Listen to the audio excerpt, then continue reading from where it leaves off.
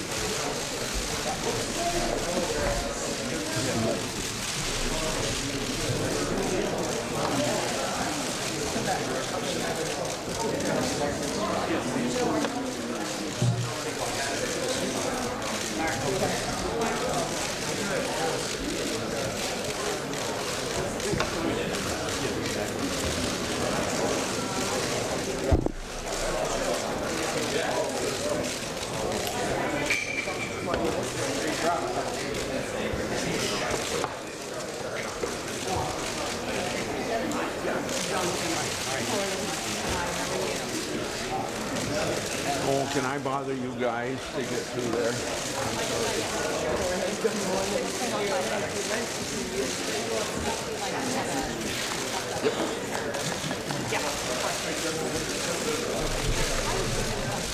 Don't walk this walkway here. Time to shift.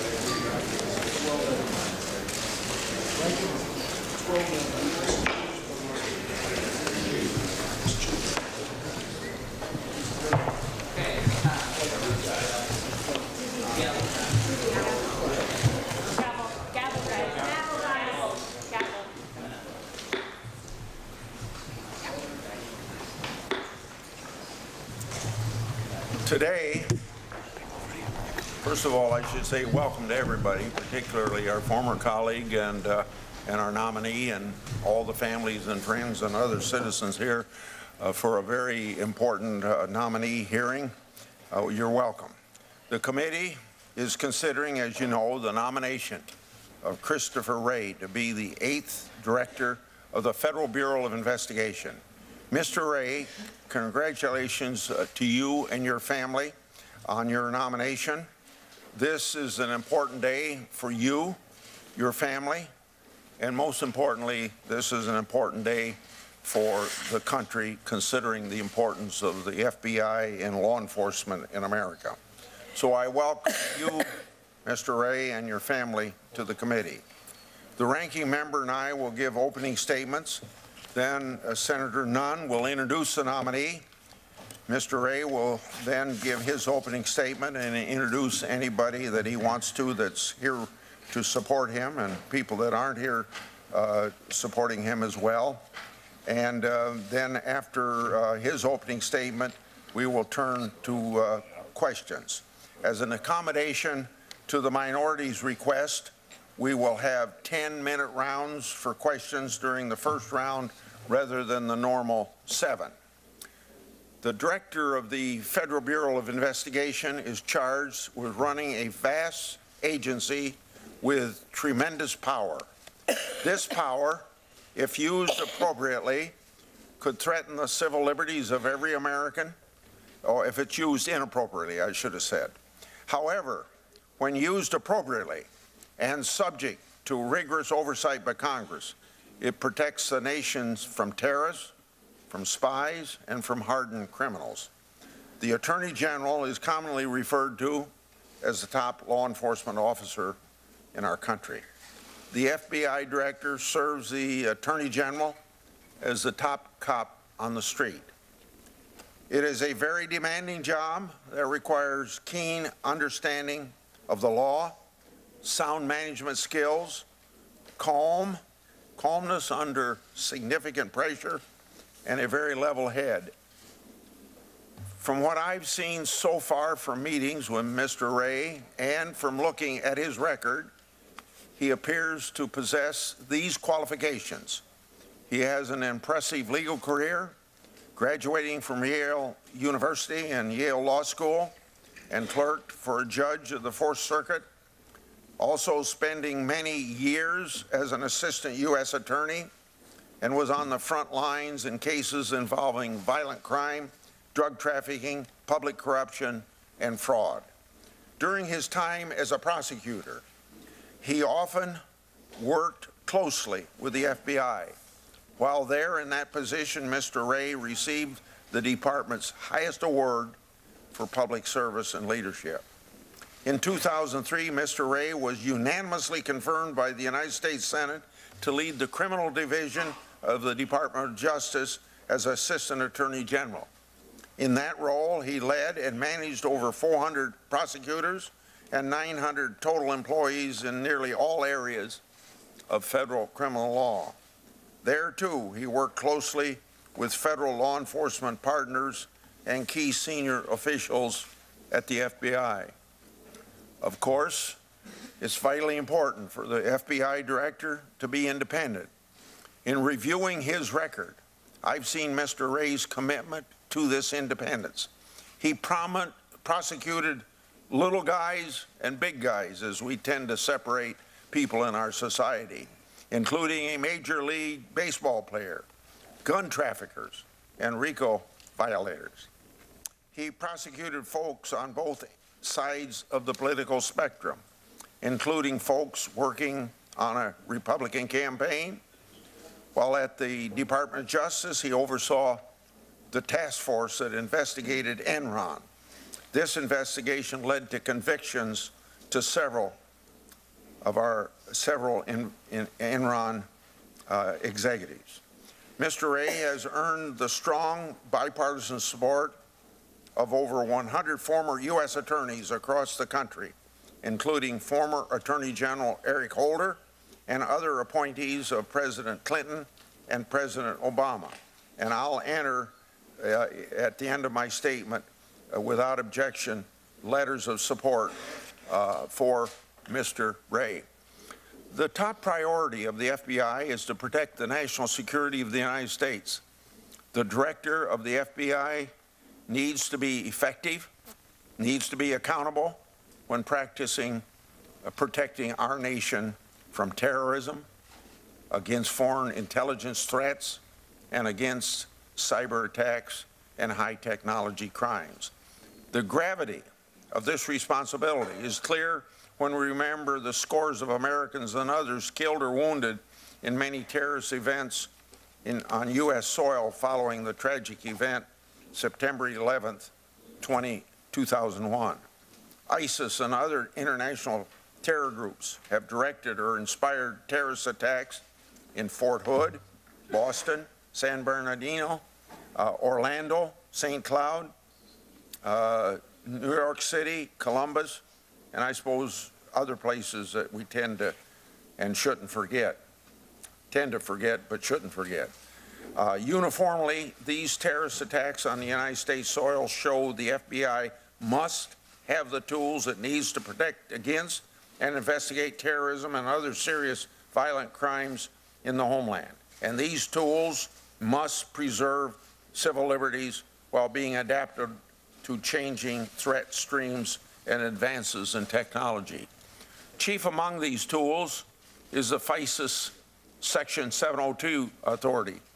This authority provides the government the ability to collect the electronic communications of approved foreign intelligence targets outside the United States with the compelled assistance of American companies. Section 702 received the strong support of Bush, Obama, and now the Trump administration, and is up for reauthorization at the end of the year. Many federal courts, the Federal Intelligence Surveillance Court, and the Privacy and Civil Liberties Oversight Board have found Section 702 constitutional and consistent with the Fourth Amendment. But the FBI does face questions about its queries of Section 702 information and the impact on privacy and civil liberties. In addition, the FBI must also have the tools it needs to navigate the going dark problem as more and more terrorists and criminals use encryption. I look forward to hearing how Mr. Wray plans to handle these national security issues and protect the American people and uphold the Constitution of the United States in keeping with the FBI's mission. Of course, everyone here knows that I care about whistleblowers and whistleblower protections. In December, President Obama signed the FBI whistleblower protection bill that Senator Leahy and I worked together to pass. The law clarifies that FBI employees who make disclosures to supervisors are protected. Unfortunately, there are still a lot of problems with the whistleblower protection process. Unlike other law enforcement agencies, the Justice Department doesn't allow FBI agents to get an independent judicial review of retaliation claims. It concerns me that the department and the FBI hasn't worked with us on the legislation to fix that. FBI whistleblowers need the support of their leadership to ensure that there is a speedy and effective way to resolve their cases. I'd like the assurance from Mr. Wray that whistleblowers will not face retaliation. Some of his predecessors have done a poor job of protecting whistleblowers. At the FBI oversight hearing on May 3, I said that a cloud of doubt hangs over the FBI's objectivity.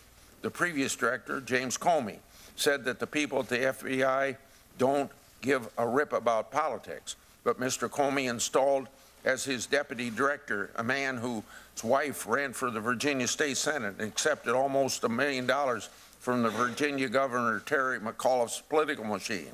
That's a lot of money for one state Senate seat. Governor McAuliffe is a longtime friend and fundraiser for the Clintons and the Democratic Party.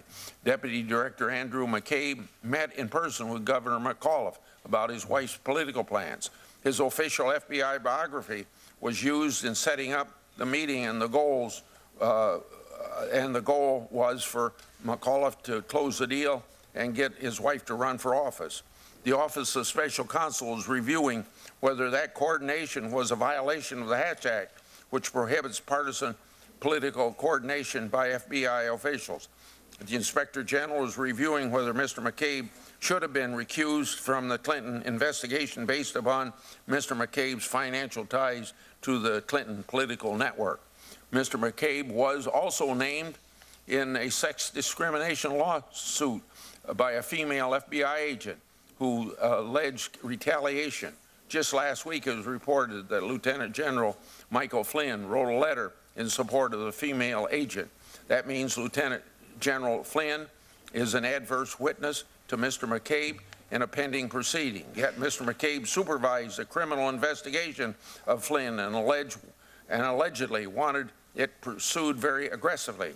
According to press reports, 3 FBI employees personally witnessed McCabe making disparaging remarks about Flynn before and during the Russian investigation.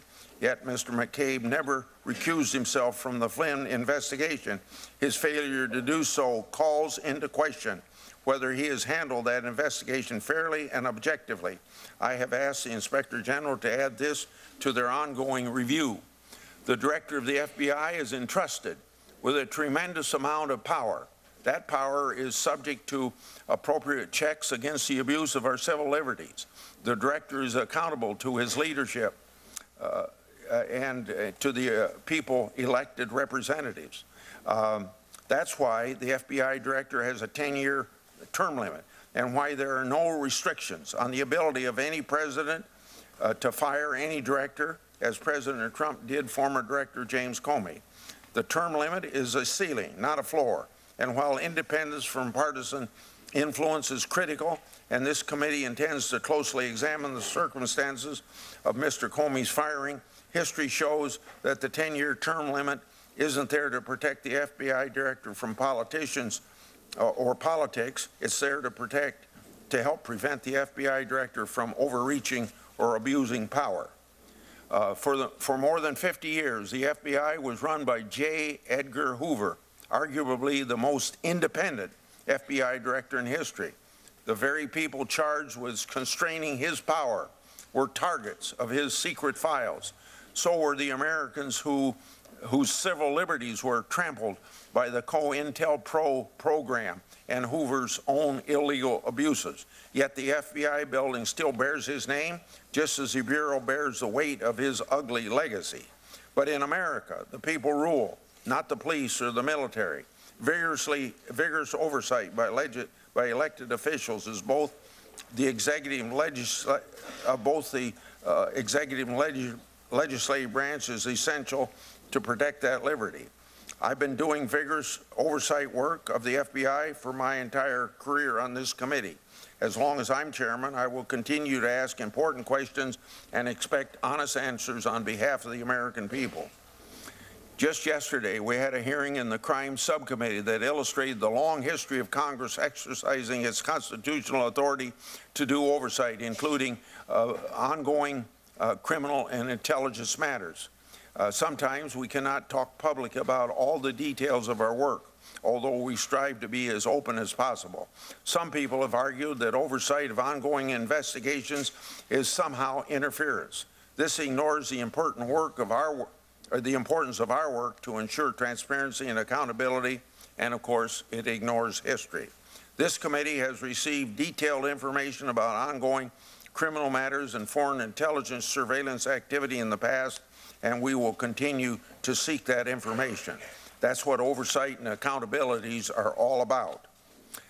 In the past, the FBI has resisted accountability to Congress and has been unresponsive to our letters. And I know for sure about my letters.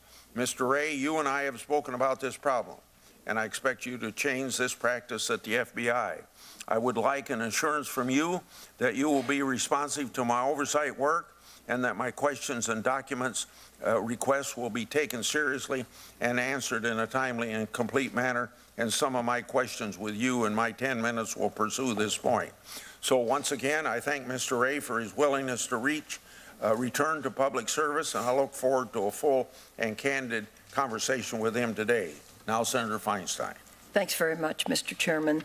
I'd like to begin also by welcoming the nominees' family to this hearing. I want them to enjoy the day. This is probably as good as it gets, so enjoy it. Yes, I'd also like to recognize my former colleague and present good friend, Sam Nunn. It's great to welcome you back, Sam.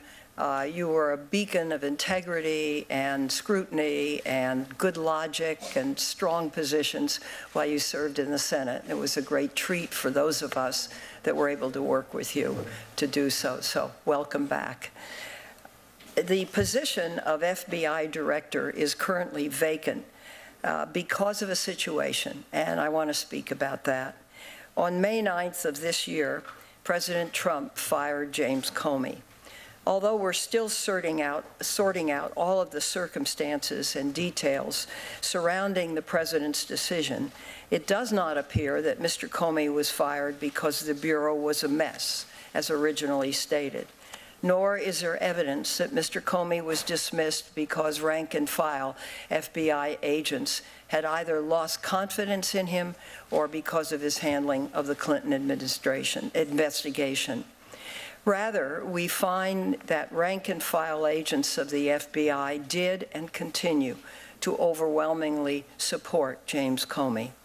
In addition, Deputy Attorney General Rosenstein told members of Congress that when he wrote his memo, President Trump had already decided to remove Mr. Comey as FBI Director. Based on press reports and the President's own words, the reason Mr. Comey was dismissed was because he would not pledge his loyalty to the president, and he would not lift the cloud of the Russia investigation. President Trump said in a televised interview, for example, "I was going to fire Comey regardless of recommendation." And, quote, "When I decided to just do it, I said to myself, you know, this Russia thing with Trump and Russia is a made-up story," end quote. As the FBI's investigation into Russian election interference and possible coordination with the Trump campaign progressed, it appears the president became more and more concerned with Director Comey's unwillingness to cooperate in the Flynn matter as well as the Russia matter.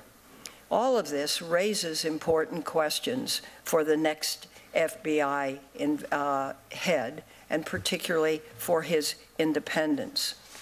First and foremost, the FBI is and must remain an independent law enforcement organization free from political influence, and this starts at the very top. The FBI Director does not serve the President. He serves the Constitution, the law, and the American people. As such, the Director of the FBI must be a leader who has the integrity and strength that will enable him to withstand any attempts at political interference. Today, the Judiciary Committee will fully examine the qualifications, integrity, and independence of the nominee before us. Will Mr. Wray and the FBI pursue investigations with independence and vigor, regardless of who may be implicated? Will he stand up for what is right and lawful? Will he tell the president no if improperly directed to pursue certain or end certain investigations? These are not abstract questions or hypotheticals, and the committee must consider how Mr. Wray has handled such situations in the past. According to one press account, for example, Mr. Wray expressed his readiness to resign alongside then Deputy Attorney General Comey and FBI Director Mueller in a standoff with the Bush White House about the legality of the NSA's warrantless surveillance program. Yet John Yoo has testified that just a year earlier, Mr. Wray was part of the senior leadership in the Justice Department that may have refused an Office of Legal Counsel memo, reviewed an Office of Legal Counsel memo justifying the use of enhanced interrogation techniques. This is significant, not only because of what it says about Mr. Wray's views and independence at the time, but we know there are those who would bring back torture if they could. And so how he will handle this as the FBI director is important. In 2009, this committee heard important testimony stating that FBI interrogators have traditionally used the informed interrogation approach. Ali Soufan, who many of us know, an FBI agent who was a key FBI interrogator for several major terrorism investigations, testified to us directly about the contrast between the FBI's techniques and the enhanced interrogation techniques used by the CIA during the Bush administration. Specifically, he testified that these enhanced techniques were operationally ineffective, slow, and unreliable, and ultimately harmful to counterterrorism efforts. In fact, we learned that back in 2002, then FBI Director Bob Mueller ended the FBI's participation in the interrogation of Zubaydah and other CIA detainees because of the harsh torture methods being used and because they were undermining the investigation. In fact, he pulled his people out. This is important. The issue of interrogation techniques is not just something of the past. In February of this past year, then-candidate Trump claimed that torture works and has said that he would, quote, immediately, end quote, bring back waterboarding and, quote, much worse, end quote. So I am particularly interested in hearing more about the nominee's knowledge of the Justice Department's legal justification for the CIA's use of torture during the Bush administration, as well as his knowledge of detainee abuse by the military in Iraq. I have said before that the CIA's use of torture as part of its detention and interrogation program are a stain on our nation's value and our nation's history. The Senate Intelligence Committee's torture report was issued in December of 2014 when I was chairman of that committee. It outlined in specific the horrific abuses of detainees, as well as the flimsy legal reasoning used to justify such practices. Mr. Wray was the Principal Associate Deputy Attorney General at the Justice Department when the Office of Legal Counsel issued the so-called torture memos in 2002 and 2003. One of the authors of these memos, John Yoo, testified that OLC would not have issued such opinions without the approval of the Office of the Attorney General or the Office of Deputy Attorney General. In fact, in his testimony, John Yoo specifically referenced Mr. Wray as one of the individuals who would have received drafts of OLC memos. So this raises the question of what exactly was Mr. Wray's role in reviewing and approving these memos. And I'd like Mr. Wray to clear this up this morning. I've had an opportunity to talk with him. I think this should go on the record, and I think that he should respond directly to the full committee. I'm also concerned by reports that Mr. Wray was alerted early on to the abuse of detainees at the Abu Ghraib prison in Iraq. I'd like to know more about what the nominee knew and when and what he did in response. This committee is charged with considering Mr. Wray's qualifications and experience with criminal and counterterrorism investigations, but we must also examine his independence, his integrity, and his willingness to stand up in the face of political pressure, because it will most certainly come. Mr. Chairman, thank you for holding this hearing, and I look forward to hearing from the nominee. Thank you. We now go to a former colleague of ours, Senator from Georgia, Sam Nunn, for an introduction of our nominee. Senator Feinstein used a lot of adjectives about you that I would associate myself with, but I also had the privilege of serving you for at least more than a decade and a half and maybe 2 decades, and I know well how you were a determined senator to get things done and represent your people well. So welcome to the committee, and you may proceed. Thank you very much, Chairman Grassley and Senator Feinstein and my former colleagues, Senator Hatch and Senator Leahy and other members of the Judiciary Committee. It's a great honor to appear before this committee today for the purpose of introducing Christopher Wray, the President's nominee to be the Director of the Federal Bureau of Investigation. History does seem to rhyme. In 1977, I introduced Judge Griffin Bell to this committee, strongly recommending him to be confirmed as Attorney General. Like today, it was a challenging time for the Department of Justice, as well as for the FBI. I described Judge Bell then as a man noted for his quick mind, his candor, his integrity, and his independence. Years later, in May 2003, Judge Bell contacted me, I was out of the Senate at that stage, praising Chris Wray as a rising star. And he suggested that I recommend him to my former Senate colleagues as a terrific choice to be confirmed to head the criminal division of the Department of Justice. Since that time, I've followed Chris's career in and out of government, and I've satisfied myself fully that my support for Chris in 2003 was well placed.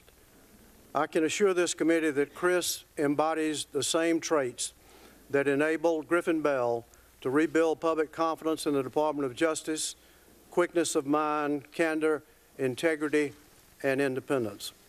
A couple of questions. What is the basis of my confidence in Chris? And Senator Feinstein, I hope to address some of your questions in answering that question I posed. From his service as Assistant United States Attorney in Atlanta in 1997, where Chris worked with the FBI in the trenches of federal criminal investigations and prosecutions, to 2001, when he served as then Deputy Attorney General Larry Thompson's principal deputy, Chris has been a leader in helping guide the Department of Justice, including the FBI. After the September 11, 2001 terrorist attacks, Chris worked tirelessly with the Justice Department leadership, newly appointed FBI Director Mueller, as well as other senior FBI officials, to respond to the attacks and to help restructure the department to enable it to more effectively prevent future acts of terrorism. Chris also helped oversee other Department of Justice priorities, including the Project Safe Neighborhoods initiative, and he was instrumental in forming the department's corporate fraud task force. In 2003, at age 36, as I mentioned, Chris was nominated by President Bush to lead the Justice Department's criminal division. The Senate unanimously confirmed Chris for this position. Chris demonstrated that the Senate's confidence in him was justified by capably overseeing what are now 2 critically important divisions at the department: the Criminal Division and the National Security Division. In recent years, I have observed Chris Wray close up in his leadership role at King & Spalding, where he heads the Special Matters team, incidentally also started by Judge Bell. In private practice, Chris came to be regarded very quickly as one of the most skillful investigative lawyers in the country. Mr. Chairman and Senator Feinstein and members of the committee, Chris Wray possesses an unwavering commitment to the rule of law. He has a proven track record of following the facts and the law, independent of favor or influence. Chris commands the respect and admiration of lawyers and judges and all who have observed his conduct and his record. Chris understands that the FBI and the Department of Justice owe loyalty to the Constitution, our laws, and our nation, and not to any particular office holder. He has demonstrated his commitment that these fundamental principles be upheld at the Department of Justice. No one is better able to attest to that than former Deputy Attorney General Larry Thompson, who worked directly with Chris at the department. I would like to read one paragraph from a recent letter endorsing Chris's nomination that Larry Thompson sent to Chairman Grassley and Ranking Member Feinstein, and I quote Larry Thompson, "I've had the chance during my career to work with men and women who have served at the Department of Justice in Democratic and Republican administrations alike. I have witnessed them handling the most sensitive investigations and matters imaginable. I can tell firsthand that I have not worked with or seen an individual with a keener sense of the Department's mission and the need for the Department's business to be conducted free from favor, influence, or partisanship," end quote. My second question, why is Chris Wray's timely confirmation so important to the FBI and to our nation? If confirmed, I have complete confidence that Chris will follow the facts and the law with fairness, with thoroughness, with intelligence, and objectivity, wherever that path may lead. Every member of this committee knows how important the job of FBI Director is to our nation, particularly during challenging times. History tells us that among its many other important tasks, we rely on the Department of Justice and the FBI to serve as a powerful check on the executive branch, including the President, and even on occasion, a check on itself. This has been made clear in the 1972 Watergate investigation, the 1986 Iran-Contra investigation, the 1990s Whitewater investigation, and the early 2000 NSA domestic surveillance episode. Chairman Grassley, as you pointed out, in all of these challenges, sustained, thorough congressional oversight is absolutely essential for our nation. What we ask of the men and women of the FBI is enormous. Keeping our nation safe, upholding our laws, investigating lawbreakers, and yes, acting as a check on the most powerful and the most connected. The FBI deserves a permanent director so they can accomplish these tasks with our nation's full confidence. There's too much at stake to allow this nomination to stand idle. Chris Wray is the leader of integrity the Bureau needs at this critical moment. And I thank you, Mr. Chairman, Senator Feinstein, and members of this committee for moving forward expeditiously on this nomination. My bottom line, I am confident that in meeting day-to-day pressures, as well as in periods of enormous consequence, Chris Wray will devote every ounce of his intellect, his skills, and his sound judgment to protecting the American people and upholding our constitutional principles. Mr. Chairman, Senator Feinstein, and members of the committee, I strongly urge the committee and the Senate to confirm Chris Wray as Director of the Federal Bureau of Investigation, and I thank you for letting me appear today with these words. Thank you very much. And we thank you for your appearance and what you have said about our nominee, and particularly to get it done quickly. We thank you very much. Yes, you may. Mr. Chairman, I remember very well Senator Nunn's testimony in favor of Griffin Bell. I've served here with 379 individual U.S. senators. Sam Nunn is one of the absolute best I've ever served with. We've been dear friends. We sat near each other on the Senate floor. I learned a lot from him.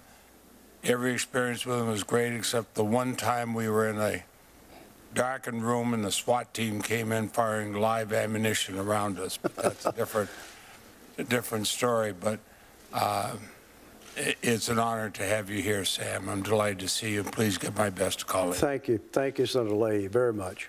Okay. Thank you, Senator.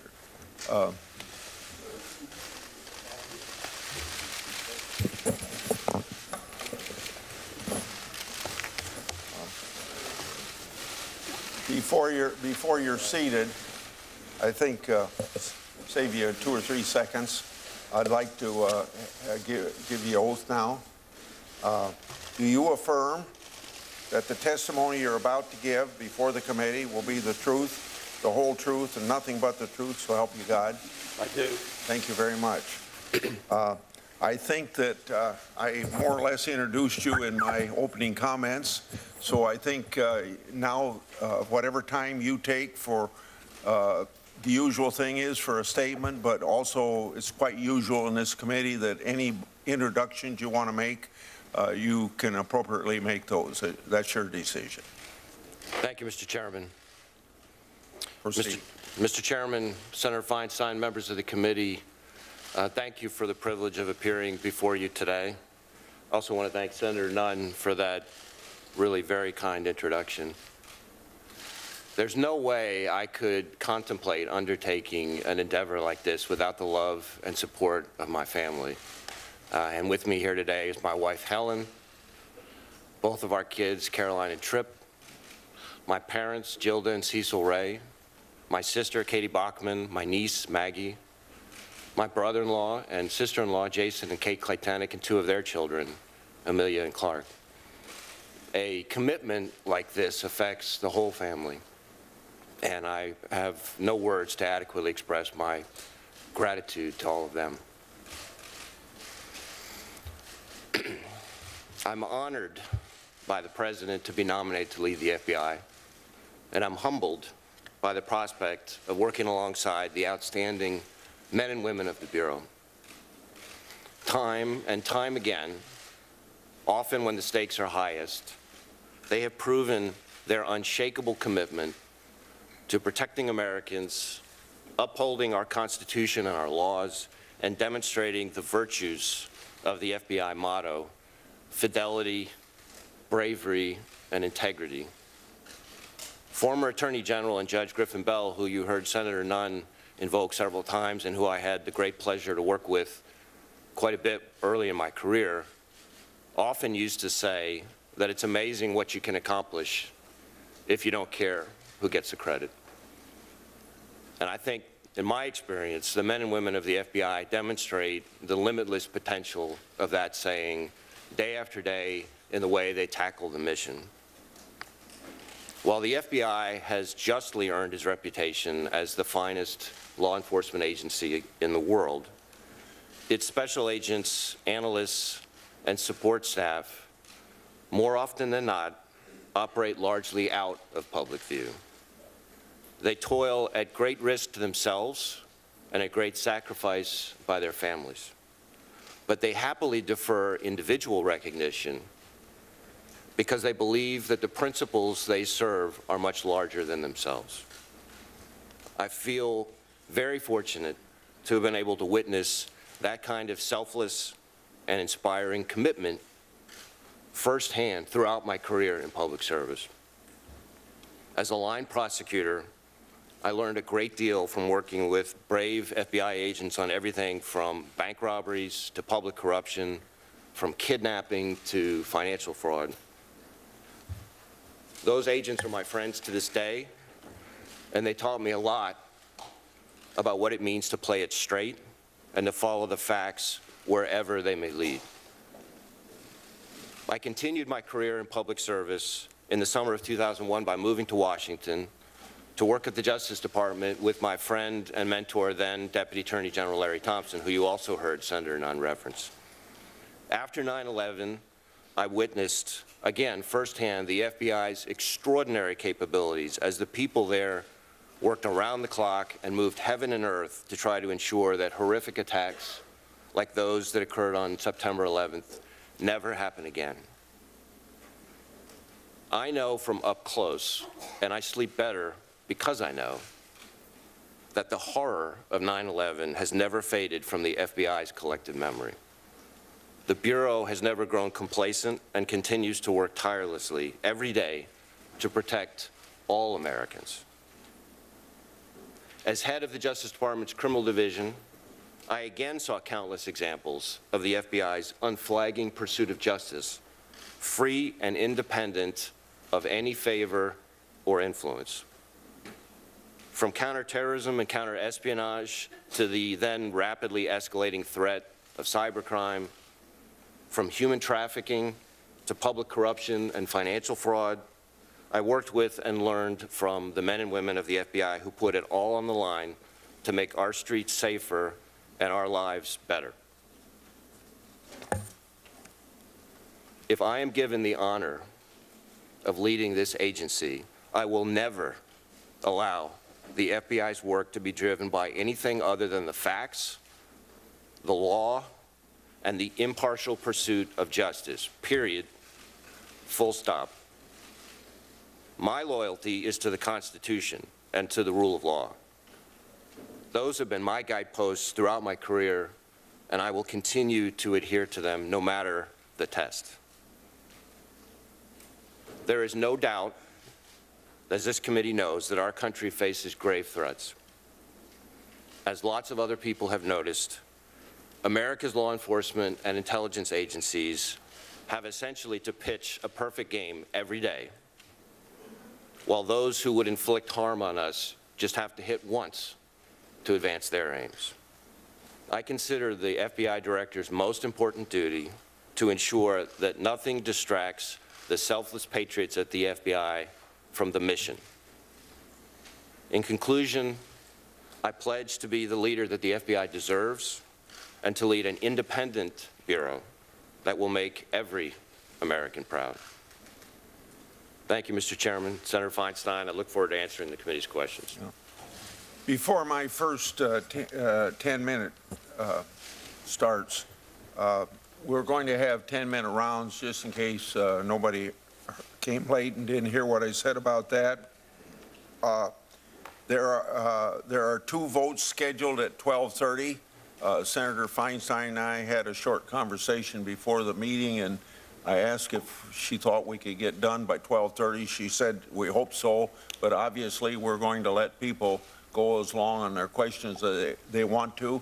But I would ask people to think in terms of people chairing the committee so we don't lose a whole 45 minutes while we're having 2 votes. So think that in mind.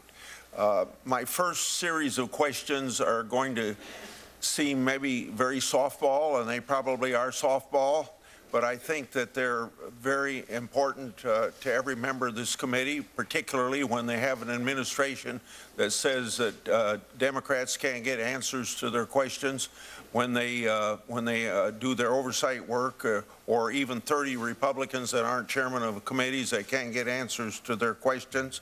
And things like the role of whistleblowers. That may not sound like the stuff that is basic to your job, but it's basic to the constitutional principle we have of separation of powers and the constitutional role of Congress. So the first one, we've heard a lot about the need for an FBI to show independence. You just heard what Senator Feinstein said about that.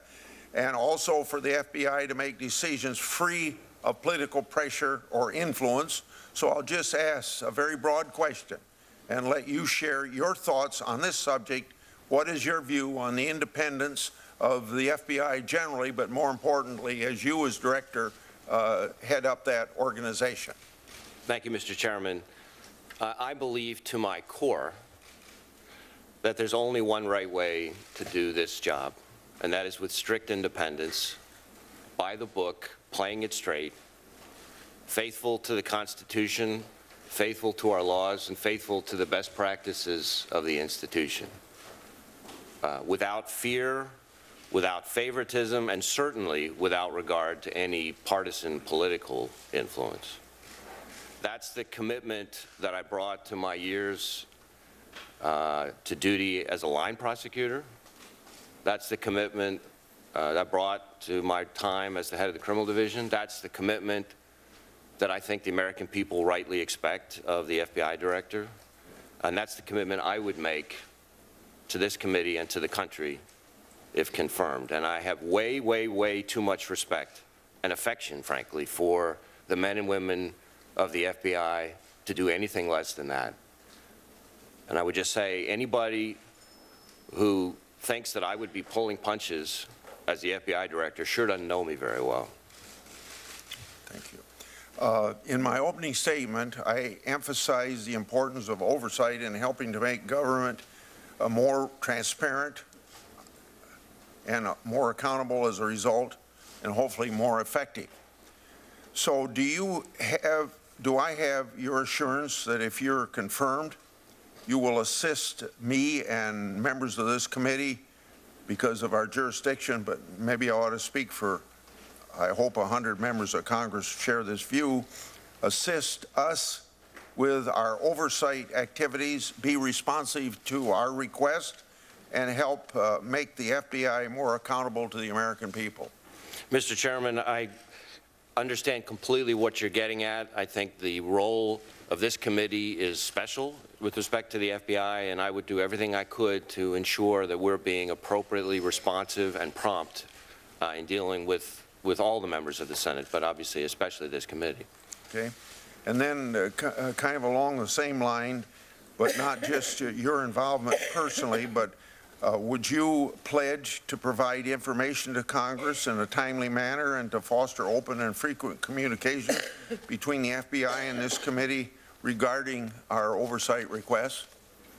Mr. Chairman, I would do everything in my power to try to ensure that the FBI is being not just as responsive as possible, but as prompt as possible in responding to appropriate oversight requests. Absolutely.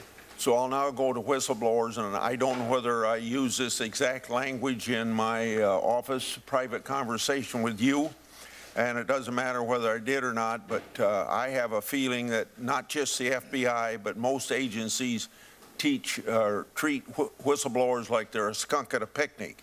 But I think it's a little different in the FBI from the standpoint that there isn't the exact protection for whistleblowers at the FBI. It's different than most other agencies except national security. When we met, I gave you a list of FBI whistleblower cases. That list shows that it has taken 2 to 10 years to get cases resolved by the Department of Justice internal process. Now, you may not have any control over that internal process, but the extent to which you do, I guess that's how I'm asking this question.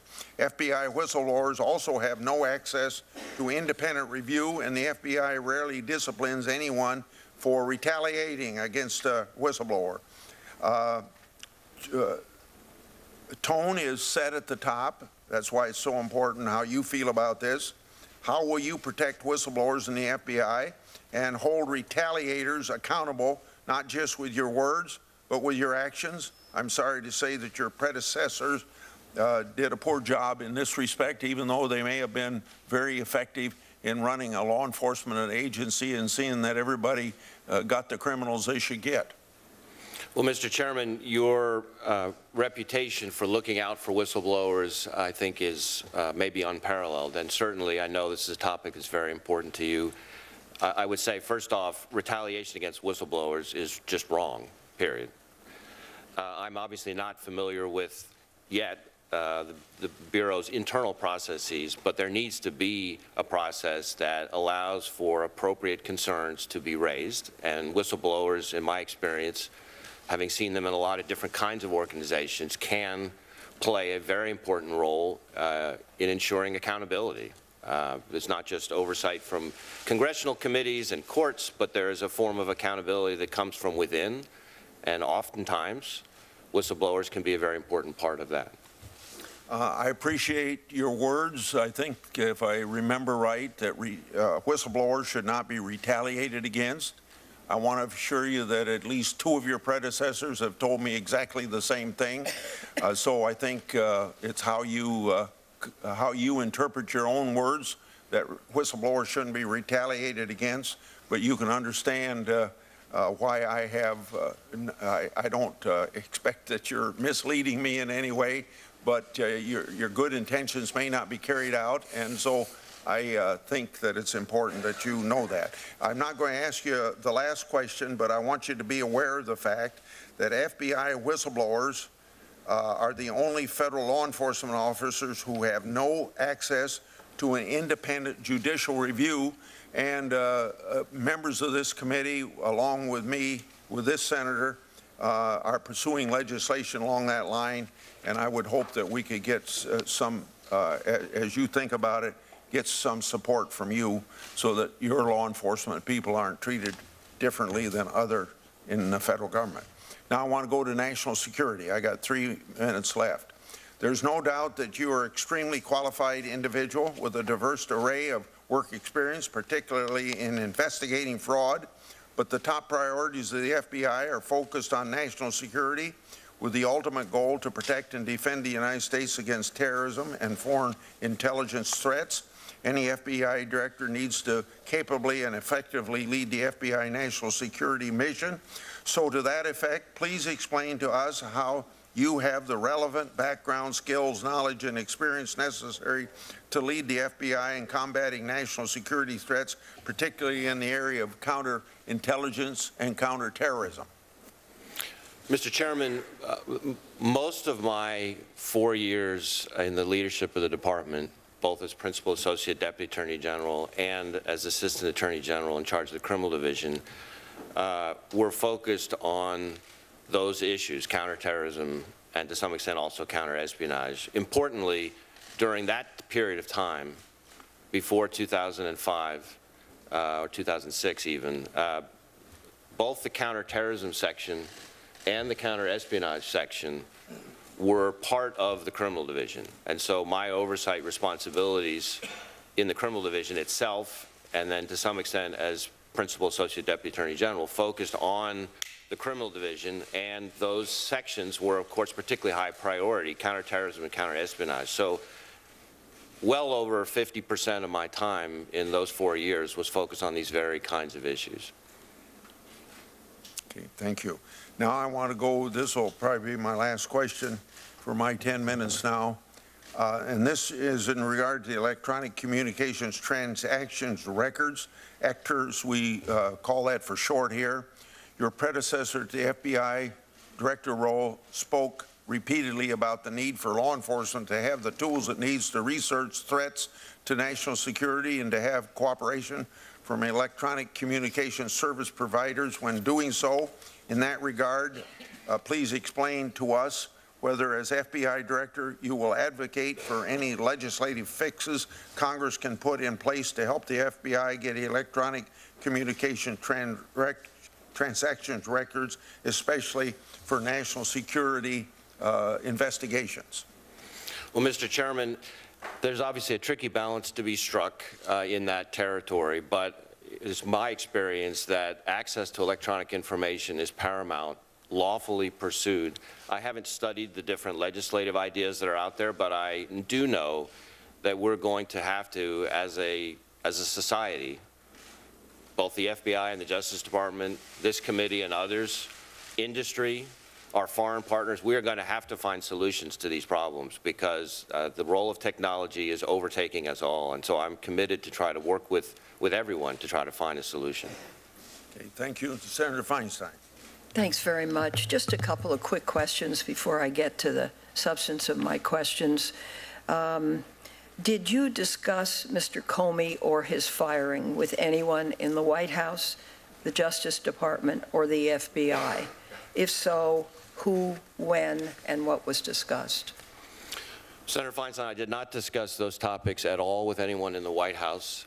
My only discussion on topic at all was Deputy Attorney General Rosenstein making the observation to me that at the time that I first was contacted about this position by him, by Deputy Attorney General Rosenstein, was that now Special Counsel Mueller had been appointed to deal with that issue, and that in effect made for a better landscape for me to consider taking on this position. Okay, and that was it? That was it. Okay. Let me go now to the things that we discussed in my office. My understanding is you served as the Deputy Attorney General's most senior advisor when the Office of Legal Counsel issued the so-called torture memos in 2002 and 2003. John Yoo, one of the authors of those memos, testified in 2008 before a House Judiciary Committee on June 26 that you were one of the Justice Department officials who would have received drafts of the memos, and that those memos would not have been issued without the approval of the Deputy Attorney General's office. In fact, you said he believed that you provided comments on the 2003 OLC memo, which concluded that interrogation tactics don't qualify as torture unless they're intended to cause the kind of severe pain associated with organ failure or death. What was your role in reviewing or approving that memo or any of the other memos issued by the Office of Legal Counsel regarding the treatment. You should know that there were those of us at that time that were trying to get hold of these memos, to look at them. We couldn't even go, we couldn't, as a member of the Judiciary Committee or a member of the Intelligence Committee, we couldn't even see the memos. So this looms big in my mind, so I'd appreciate it if you could answer the question. Thank you, Senator Feinstein. I recognize and respect how important an issue this is. First, let me say, my view is that torture is wrong, it's unacceptable, it's illegal, and I think it's ineffective. Second, let me say that I know, I'm sorry? Good beginning. Exactly. Second, both of my Comey and Director Mueller had a policy, which I think is the right policy, and I would expect to continue, that the FBI is going to play no part in the use of any techniques of that sort.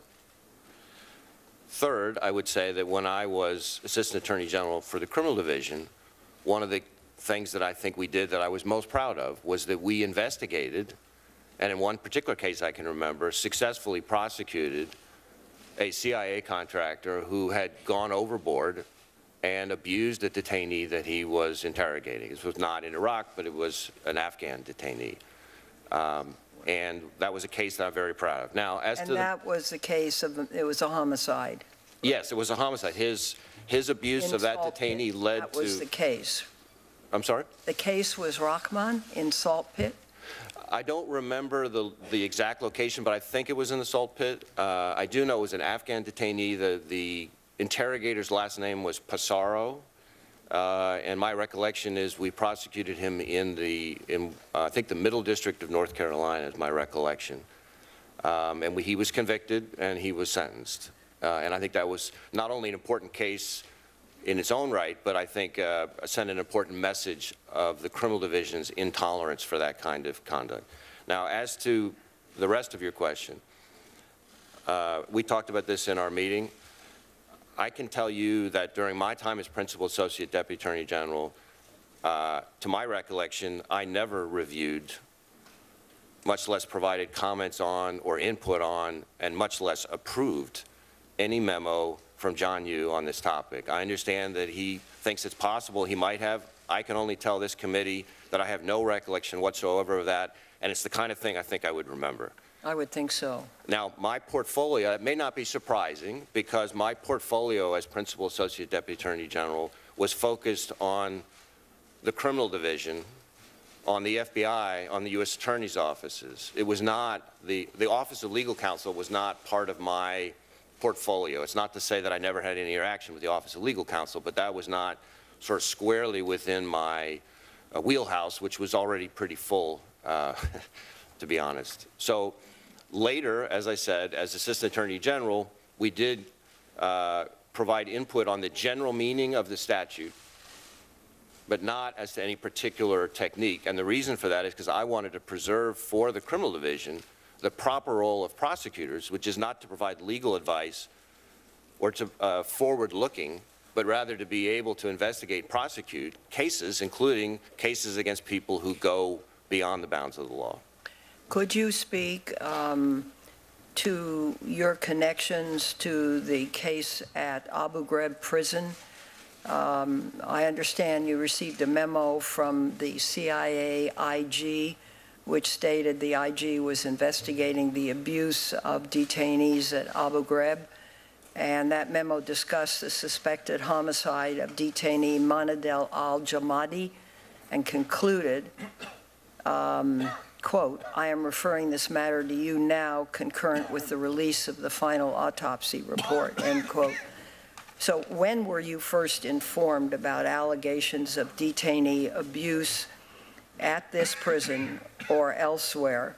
Who informed you, and what actions did you take? Well, Senator, I don't have a clear recollection in my head about exactly when I first learned about the abuse at Abu Ghraib in particular.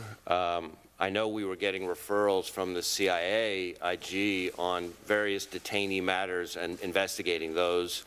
And I believe at some point, some of those referrals began to include not just places like in Afghanistan, but also in Iraq. And we opened any number of investigations in response to those referrals. A lot of those investigations took a while, and I think a lot of them may have come to fruition after I left the department in the very beginning of May of 2005. So you have no specific recollection. I have a little bit more time. Let me ask you about civil injunction authority related to terrorism. As you know, there's a relentless and growing ISIL recruitment effort through social media platforms. And recruitment is repeatedly identified in nearly all of the 100-plus criminal indictments brought by federal authorities during the past 2 years relating to ISIL. The Civil Injunction Authority, as I understand it, exists for the Attorney General to obtain orders against those who provide material support to foreign terrorist organizations, as well as to shut down websites from distributing software for spying on people. How do you feel about use of this civil injunction, and what commitment to explore it and possibly use it would you be prepared to make? Well, Senator, I'm not overly familiar with this particular tool in the arsenal that the FBI has, but I would be very interested in learning more about it and seeing how it can be used more effectively. I will say that, and from my experience in combating terrorism back in the early 2000s, that material support, legal remedies are particularly important. One of the things that we used to say to people that I feel very strongly about is, if America is counting on people to catch the terrorists with their finger on the switch of a bomb, that's way overly optimistic about the ability. And so you need to look at a terrorist plot by looking at the whole continuum of it, where it begins, and somewhere on that continuum, we'd far rather catch a terrorist with his hands on a check than his hand on a bomb. And so that, to me, any kind of material support remedy that is available is particularly important to try to prevent attacks, as opposed to trying to play catch-up after attacks have already occurred. Thank you. One last quick question. Will you commit to informing this committee if you witness or learn of any efforts to interfere with the work of Special Counsel Mueller?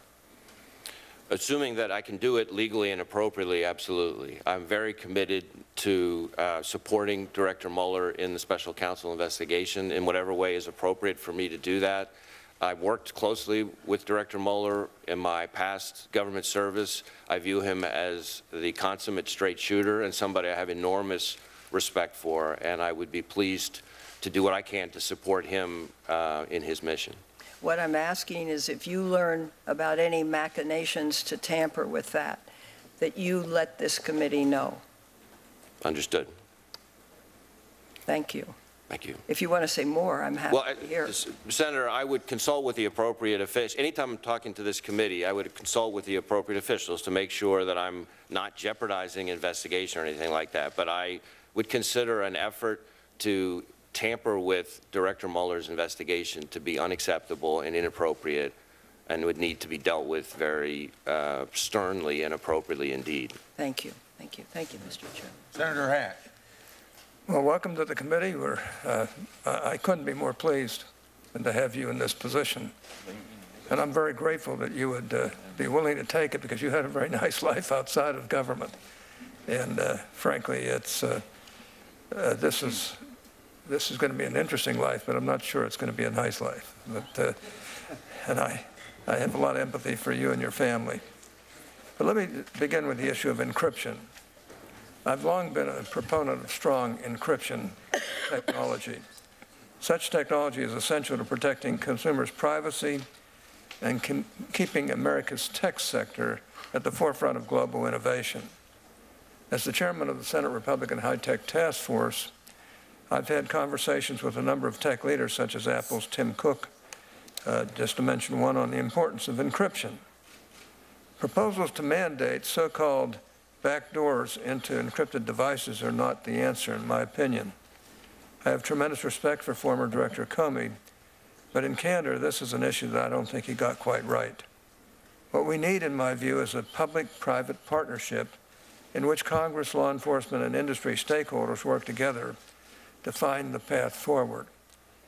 Now, Mr. Wray, will you commit to work with Congress and with industry stakeholders in a collaborative manner on the issue so that we can find a solution that is workable for all sides?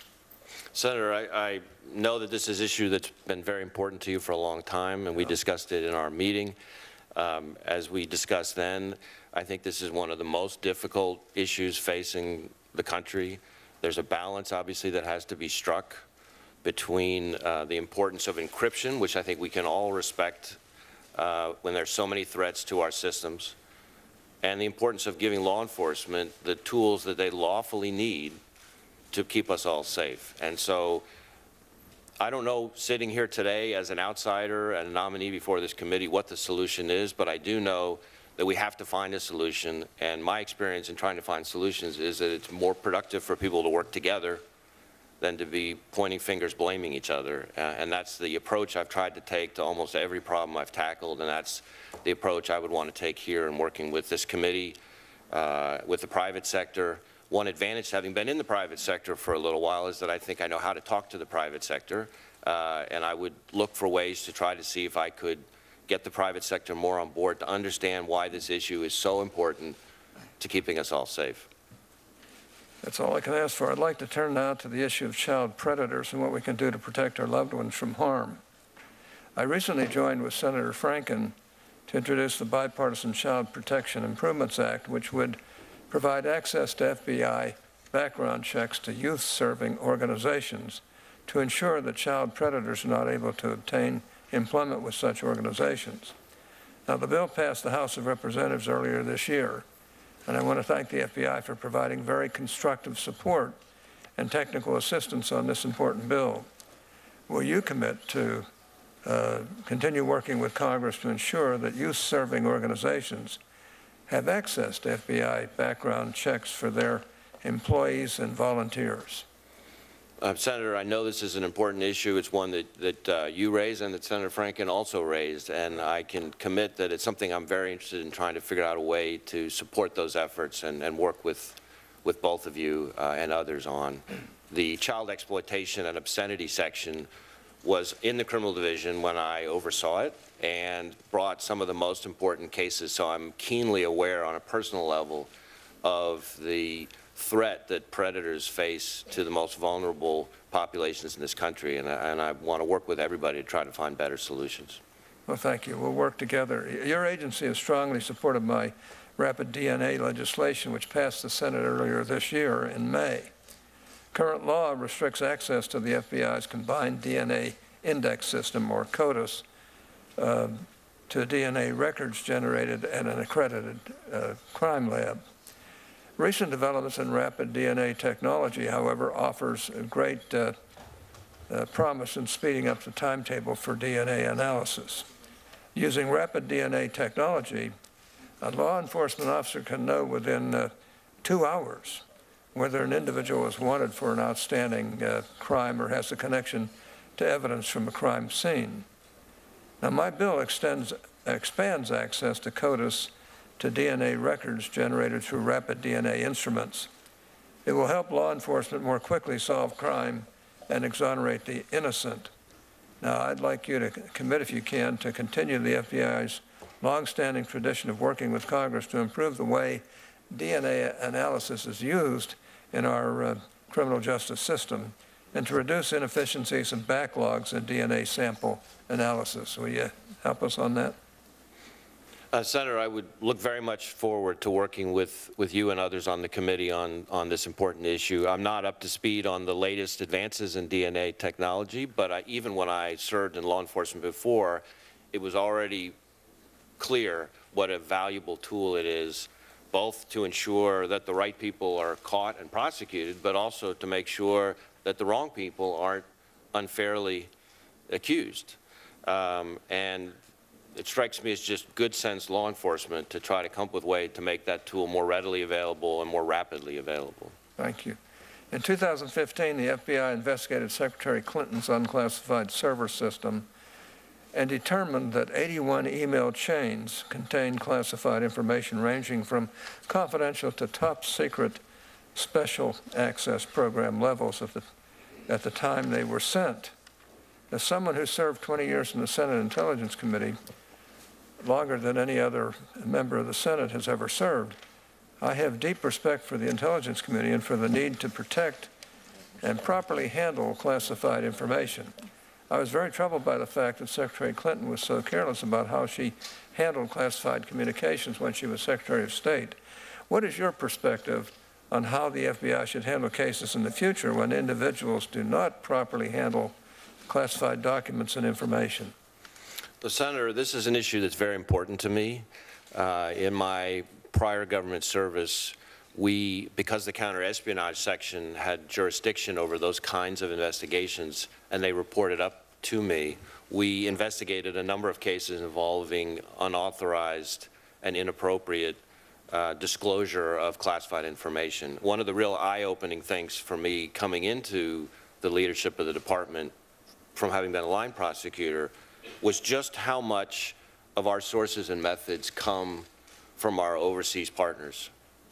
I just think most Americans, rightly, but have no idea just how important that is. And if we can't protect classified information, it's not just that information that gets jeopardized, which can lead to risk to lives of intelligence community personnel and all sorts of other compromising situations. But even more importantly, it causes our allies to lose confidence in us and their willingness to share information with us. And if that dries up, we're in a world of hurt. So I think those things need to be treated very severely and investigated very aggressively. Well, thank you. I'm very concerned about the violent crime trends that we're seeing throughout the United States. According to the FBI's 2015 statistics, violent crimes increased in our country by nearly 4% over the year before, and murders increased by nearly 11%. Can you explain to us what you will do as FBI director to work with state and local partners to curb this disturbing trend in violent crime?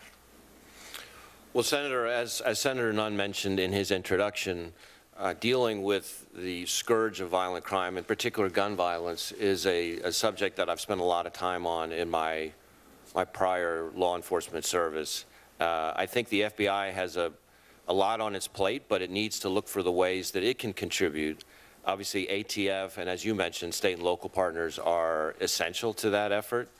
And I think the approach should be for the FBI to see what it can do where it uniquely provides value. To me, that might be things like organized gang activity, MS-13, places where the FBI has particular expertise that it can support and supplement and augment and complement the efforts of ATF, state and local law enforcement. But so it needs to be the old saying about the whole being greater than the sum of the parts kind of approach, and that's the approach I would take. Well, thank you. I think that's a good approach, and I just want to thank you for being willing to serve and to take on this awesome responsibility. And I want to thank your family for being willing to sacrifice themselves, because we know that many times you're going to be away from the family and working pretty doggone hard. So thank you for your willingness to serve, and I intend to fully support you, and I hope everybody on this committee and in the Senate will do likewise. Thank you, Senator. It means a lot. Senator Leahy. Thank you,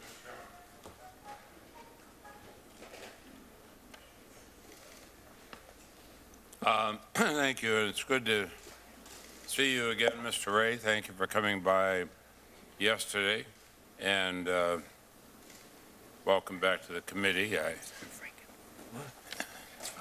Senator Nunn mentioned Griffin Bell, and I enjoyed our talk about Judge Bell.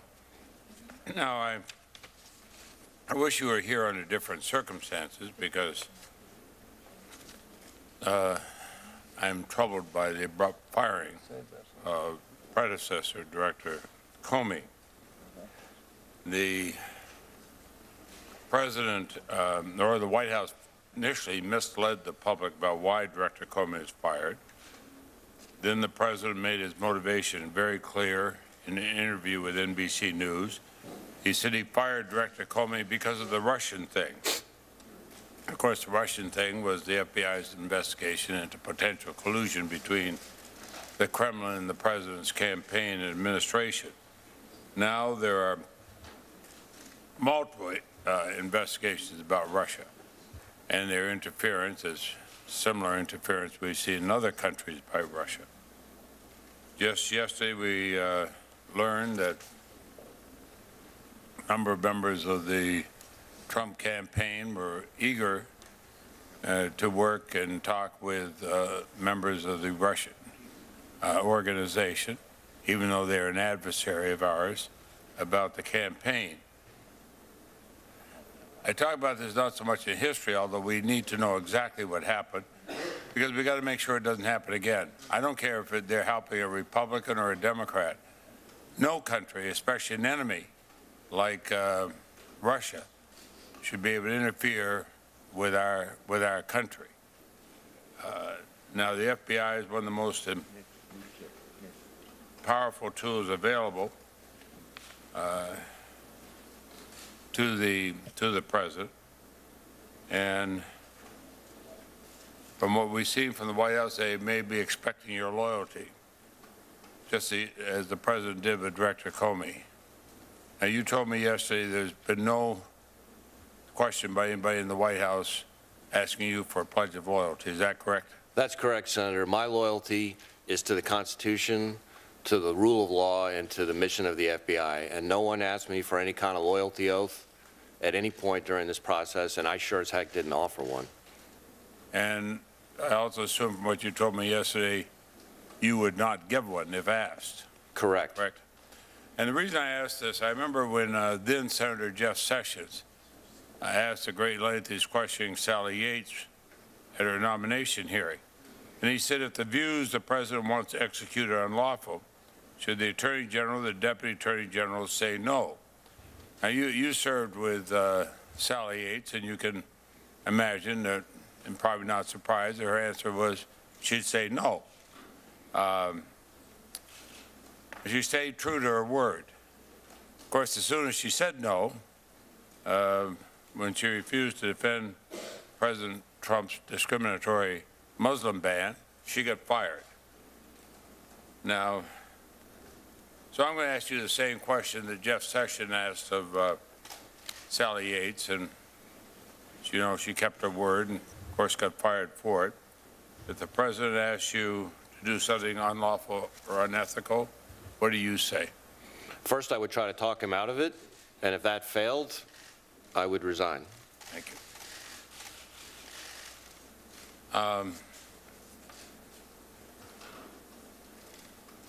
Why did the president fire Director Comey?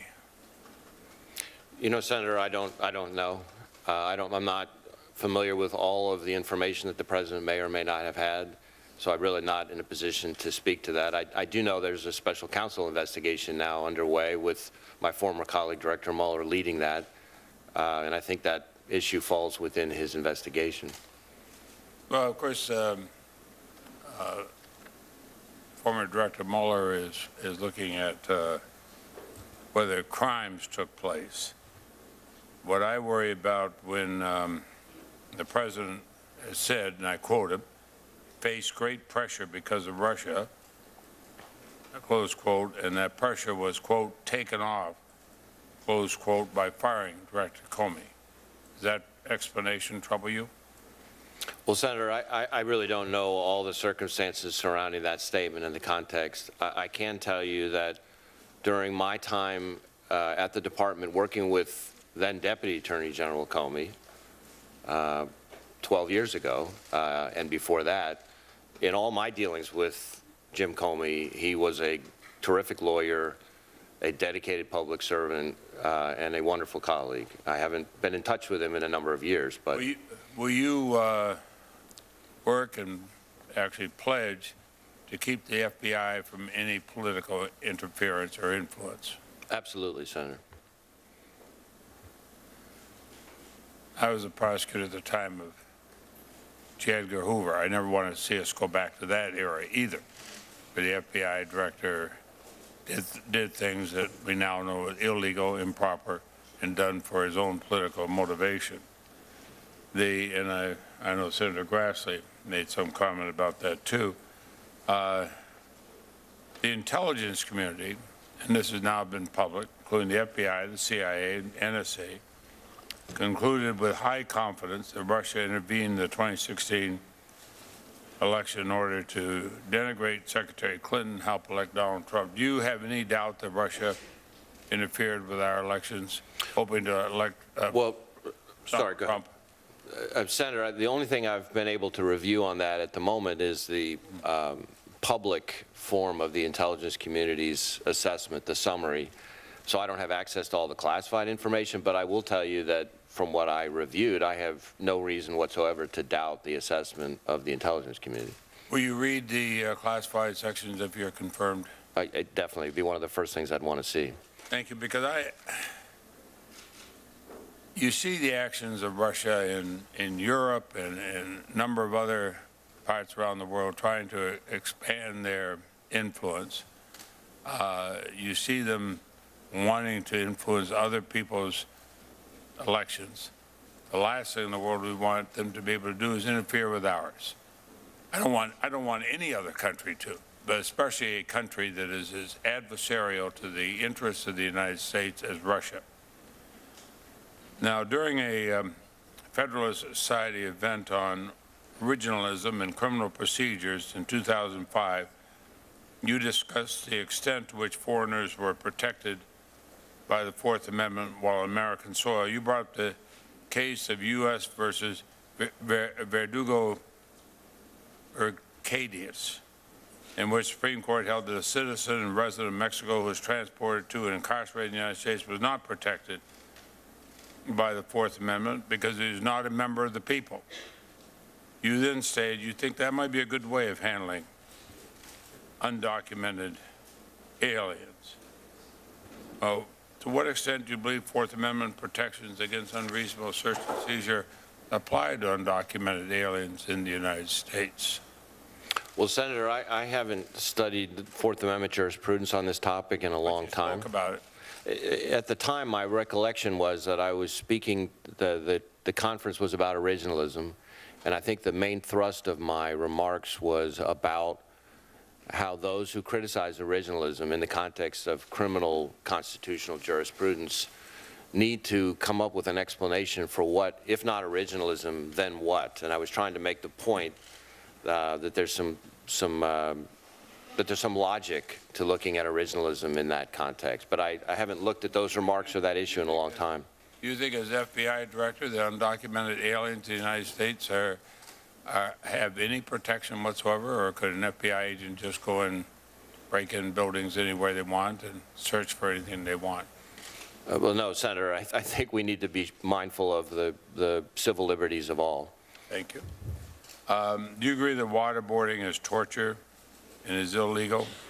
Yes. Thank you. That certainly was the same answer that. I'm sorry? That's the same answer Director Comey gave when I asked him the same question. I've worked with, for years with Chairman Grassley to address the concerns the two of us have related. There are things we do on a bipartisan basis on this committee, and Senator Grassley and I have been concerned about the FBI's flawed hair and fiber analysis testimony. I asked Director Comey a question in May. He promised me a follow-up. What are we doing going over the 3,000 cases that were closed because of faulty analyses by the FBI? If those cases come up, even if there's a missing transcript, will you commit to having an agent conduct in-person visit to determine whether documents are necessary to find out what happened? I say this because I remember as a prosecutor using the FBI's hair and fiber analyses, that if we've had people convicted because they were faulty, we should know that. Well, Senator, I share your concern about having forensic science done appropriately. Cases stand or fall on that, and we can't have innocent people convicted because of flawed science. I'm not familiar with the particular problems that occurred in this particular arena, but it's something I'd want to get briefed on early on and see what other appropriate action might need to be taken. Thank you. Mr. Chairman, I'll have a follow-up question for him, partly about the questions raised of former Mayor Giuliani's influence with the FBI during some of these investigations and others. And I'd ask your commitment, if you're confirmed, to respond to those questions. Will you respond to them? Absolutely, Senator. I look forward to being responsive to the members of this committee in whatever way is appropriate. I didn't mean to interrupt his answer. I'm sorry. Senator Graham. Thank you, Mr. Wray. I think you've been an outstanding FBI director, and your words today will matter. America's listening about what is going on in this hearing, and you're going to be speaking pretty soon, I think, as the top cop in the land. Are you familiar with a article from Politico, January the 11th, 2017, titled, "Ukrainian Efforts to Sabotage Trump Backfire"? I am not, Senator. I'm going to read a little portion of this. Donald Trump wasn't the only presidential candidate whose campaign was boosted by officials of a former Soviet bloc country. Ukrainian government officials tried to help Hillary Clinton and undermine Trump by publicly questioning his fitness for office.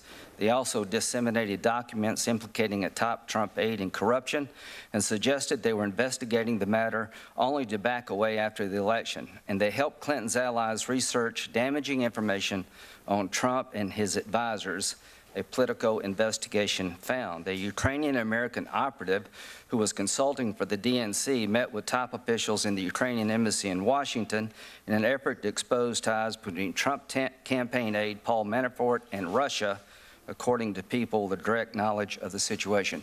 Have you ever heard of those allegations before?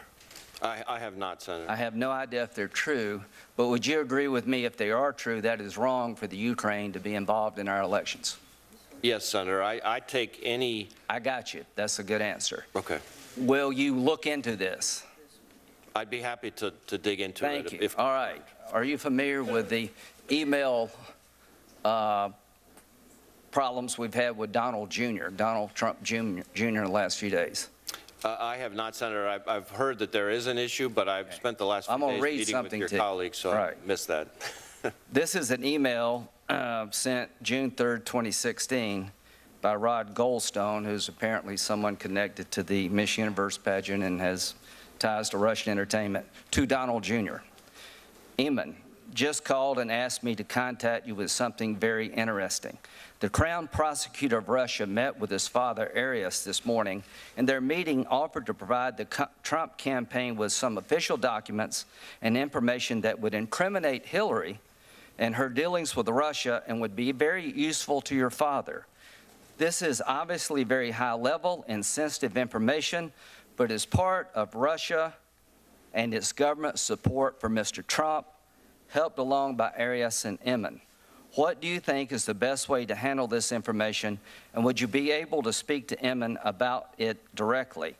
I can also send this info to your father via Rona, but it is ultra-sensitive, so wanted to send to you first. 17 minutes later, Donald Trump Jr. replied, "Thanks, Rob, I appreciate that.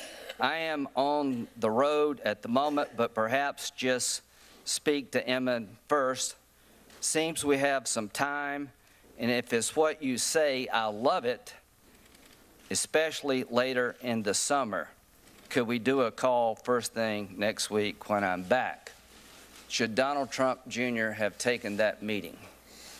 Well, Senator, I'm hearing for the first time your description of it, so I'm not really in a position to speak to it. I gather that Special Counsel Well, let me ask you this. If I got a call from somebody saying the Russian government wants to help Lindsey Graham get reelected, they've got dirt on Lindsey Graham's opponent, should I take that meeting? Well, Senator, I would think you'd want to consult with some good legal advisors before you did that. So the answer is, should I call the FBI? I think it would be wise to let the FBI know. You're going to be the director of the FBI, pal. So here's what I want you to tell every politician. If you get a call from somebody suggesting that a foreign government wants to help you by disparaging your opponent, tell us all to call the FBI. To the members of this committee, any threat or effort to interfere with our elections from any nation state or any non-state actor is the kind of thing the FBI would want to know. All right, so I'll take it that we should call you, and that's a great answer. Now, this is what Don Jr. said Saturday before the email came out. If I can find it here. This is his statement about what I just read to you. It was a short introductory meeting, and I asked Jared and Paul to stop by. We primarily discussed a program about the adoption of Russian children that was active and popular with American families years ago and was since ended by the Russian government. But it is not a campaign issue at that time, and there was no follow-up. I was asked to attend the meeting by an acquaintance, but was not told the name of the person I would be meeting with beforehand. Do you think that's a fair summary of the contact between Donald Trump Jr. and this Rod Goldstone? Senator, I don't know what would be a fair summary. I don't know. Would you agree with me this is very misleading? Senator, again, I don't have the full context to be able to speak to it. I want you to look at it and get back with the committee and find out if that was misleading. Is Russia our friend or our enemy? Senator, I think Russia is a foreign nation that we have to deal with very warily. You think they're an adversary of the United States? In some situations, yes. Do you think in the situation of trying to compromise our election, that's an adversarial move on their part? Yes. Do you believe the Russians did it when it came to the hacking into the DNC and Podesta's emails? Do you believe the conclusions? Well, Senator, as I said to your colleague, Do you have any reason to doubt I have no reason to doubt the conclusions of the intelligence. Would that make you a good candidate to be an enemy of the United States? I think an effort to interfere with our elections is an adversarial act, as you said before. Comey, did you see the press conference he gave about the Hillary Clinton investigation in July of last year? Not live, but yes. Would you have done that? Well, Senator, there is an Inspector General investigation into Director Comey's I'm not conduct. asking about the investigation. I'm asking about you. Would you have done that? I can tell you that in my experience as a prosecutor and as head of the criminal division, I understand there to be department policies that govern public comments about uncharged individuals. And I think those policies are there for a reason. I think they're important, and I would follow those policies. Okay. He talked about somebody that was never charged in a despairing fashion. Do you agree with that? That's the way I understood his comment. Do you also agree that he took over the prosecutor's job by saying there's no case here? Well, Senator, again, there's an Inspector General investigation into his conduct. You would not have done either one of those, is what you're telling this committee. At least I hope that's what you're telling this committee. I can't imagine a situation where, as FBI director, I would be giving a press conference on an uncharged individual, much less talking in detail about it. You say that Mueller is a good guy, right? That's been my experience, yes. And you'll do anything necessary to protect him from being interfered with when it comes to doing his job? Absolutely. I think he's a stand-up guy. Do you believe that in light of the Don Jr. email and other allegations that this whole thing about Trump campaign in Russia is a witch hunt? Is that a fair description of what we're all dealing with in America? Well, Senator, I can't speak to the basis for those comments. I can tell you that my experience with Director Mueller— I'm asking you, as the future FBI director, do you consider this endeavor a witch hunt? I do not consider Director Mueller to be on a witch hunt. Thank you. Can the president fire Director Mueller? Does he have the authority and law to fire him? I don't know the law on that. Can you get back to us and answer that question? I'd be happy to take a look at it. Okay. Do you realize that you're stepping into the role of the director at FBI at one of the most contentious times in the history of American politics? Well, as Senator Nunn said, there have been a lot of contentious times in American politics, but I think this one certainly ranks up there. Do you understand the challenge that lies ahead for you, because institutions in the eyes of the American people are suffering, and the last thing we want to happen is for the FBI to fall out of favor with the American people? Senator, I think as I said to you in our meeting, I fully understand that this is not a job for the faint of heart, and I can assure this committee I am not faint of heart. And I think in that committee I told you that I wanted to be an FBI agent, and it's a credit to the FBI they never let me become one. That I never actually applied, probably would have been a waste of my time. But I told you that I admire the men and women of the FBI because they're unsung heroes who work morning, noon, and night against terrorism, child pornography, you name it, they're out there doing it. And you're their voice. This is a big honor. Do you agree with that? Yes, Senator. In fact, the reason I'm doing this is for those people. During the time when my name was first released to the media, but before I was asked to take on the position, I got calls from all these agents that I used to work with, prosecutors that I used to work with for and against from different administrations, and the outpouring of support and encouragement that I got was both humbling and gratifying, and I want to do this for those people and for the victims past and hopefully to prevent victims in the future. From my point of view, you're the right guy at the right time. Good luck. Senator Durbin. Thanks, Mr. Chairman. Thank you very much, Mr. Wray, and to your family and friends who have joined you here today.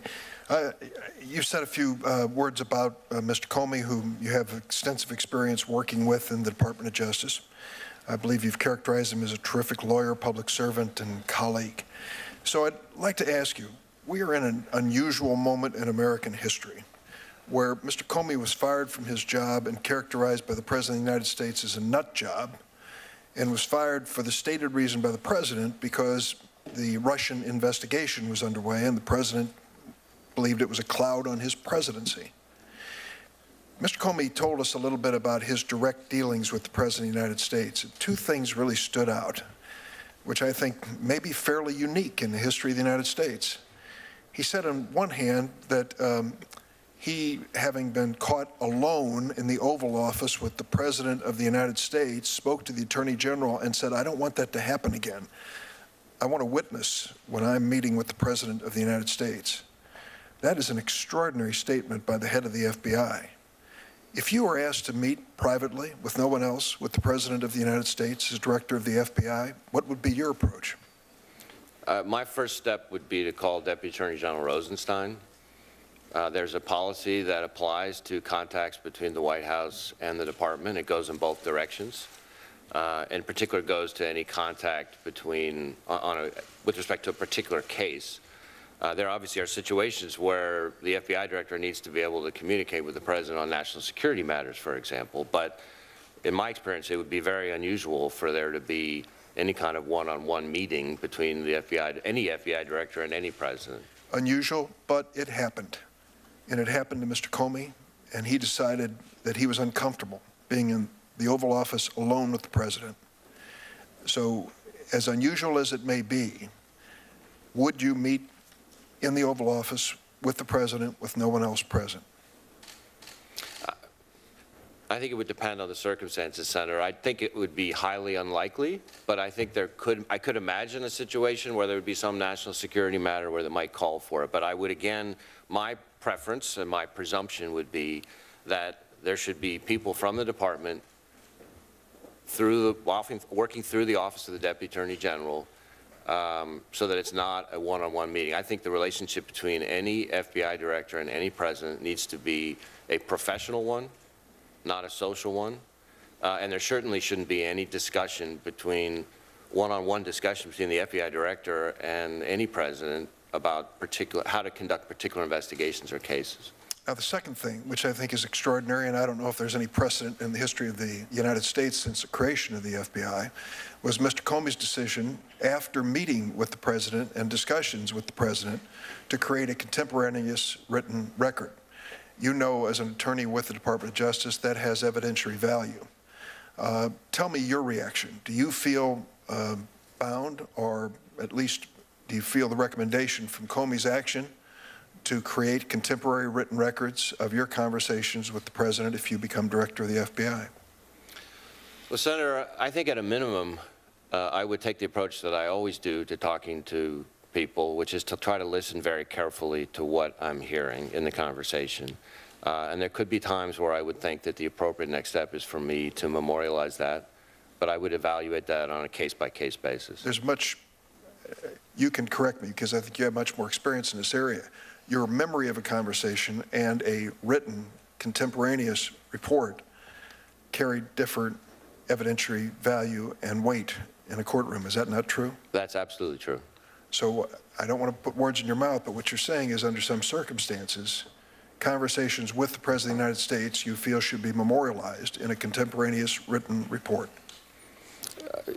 Certainly there would be situations where it would be appropriate for me to memorialize the conversation, just like there would be with other people if they were important conversations I thought it made sense. I'm not going to let you off that easy. Okay. Of course, that is your responsibility as director. But we're dealing with an extraordinary situation here, where a man you respected was fired, called a nut job, and the president said to Russian visitors, we're putting an end to this investigation. This is not an ordinary course of business for the Federal Bureau of Investigation. This is the highest elected official in the United States of America trying to stop an investigation by putting Jim Comey out of business. I think it's a little different than the routine requirements of the office. Do you?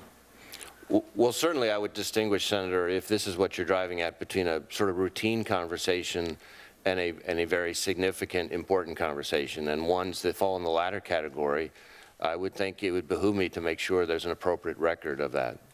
We've talked a lot about Russia in this hearing and the threat to the United States. You've read the unclassified version of their attempt to have a cyber attack on the United States election campaign.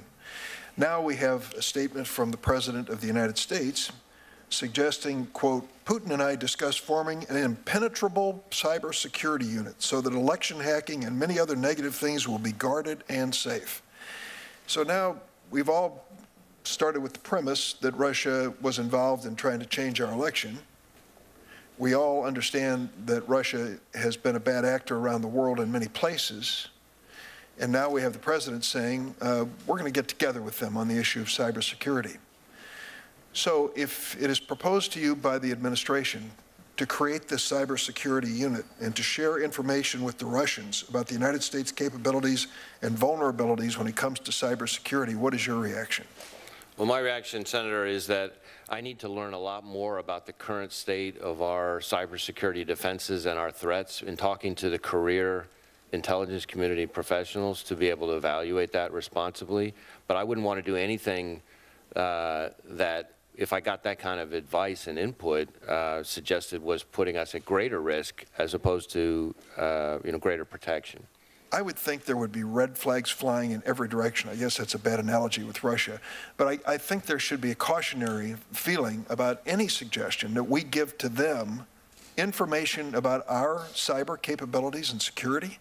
Wouldn't that be your first reaction? Well, Senator, my reaction is that any threat, any effort to interfere with our election systems is one, whether it's from a state actor like Russia or from a non-state actor, is something that needs to be taken very seriously. And I would think that it would be wise for all of us to proceed with great caution in the wake of that information. I think I'd go further, but I'll leave that question. You and I had a good conversation yesterday about President George W. Bush's reaction after 9/11 when it came to the Muslim American population of the United States. I would appreciate it if you would recount your impression of the president's conduct after 9/11 when it came to this topic, and your own personal feelings about the patriotism of Muslim Americans and the role they play in keeping America safe. Thank you, Senator. It is something that we talked about yesterday. And first off, let me say, I think the FBI director needs to be an FBI director for all Americans. Second, the conversation that you're referring to, one of the things that I remember being struck by President Bush in the immediate aftermath of 9/11, when the dust had barely settled, was that he took great pains to speak. I can't remember if he spoke at a mosque or what, but I remember that he made a special point of speaking out and saying that that this was not a situation where we, in the war on terror, were at war with Muslim Americans. And he made an outreach to the community at a time when it would not have been, by any measure, politically expedient to do that. And I remember thinking at the time that that was a remarkably courageous and noble gesture on his part, and I admired him for doing that, especially at that time in that environment. So I said to you, it is my impression, meeting with Muslim Americans in my state, families and individuals, They are in the same state of mind today as Japanese Americans were during World War II, when many were headed to internment camps for security purposes.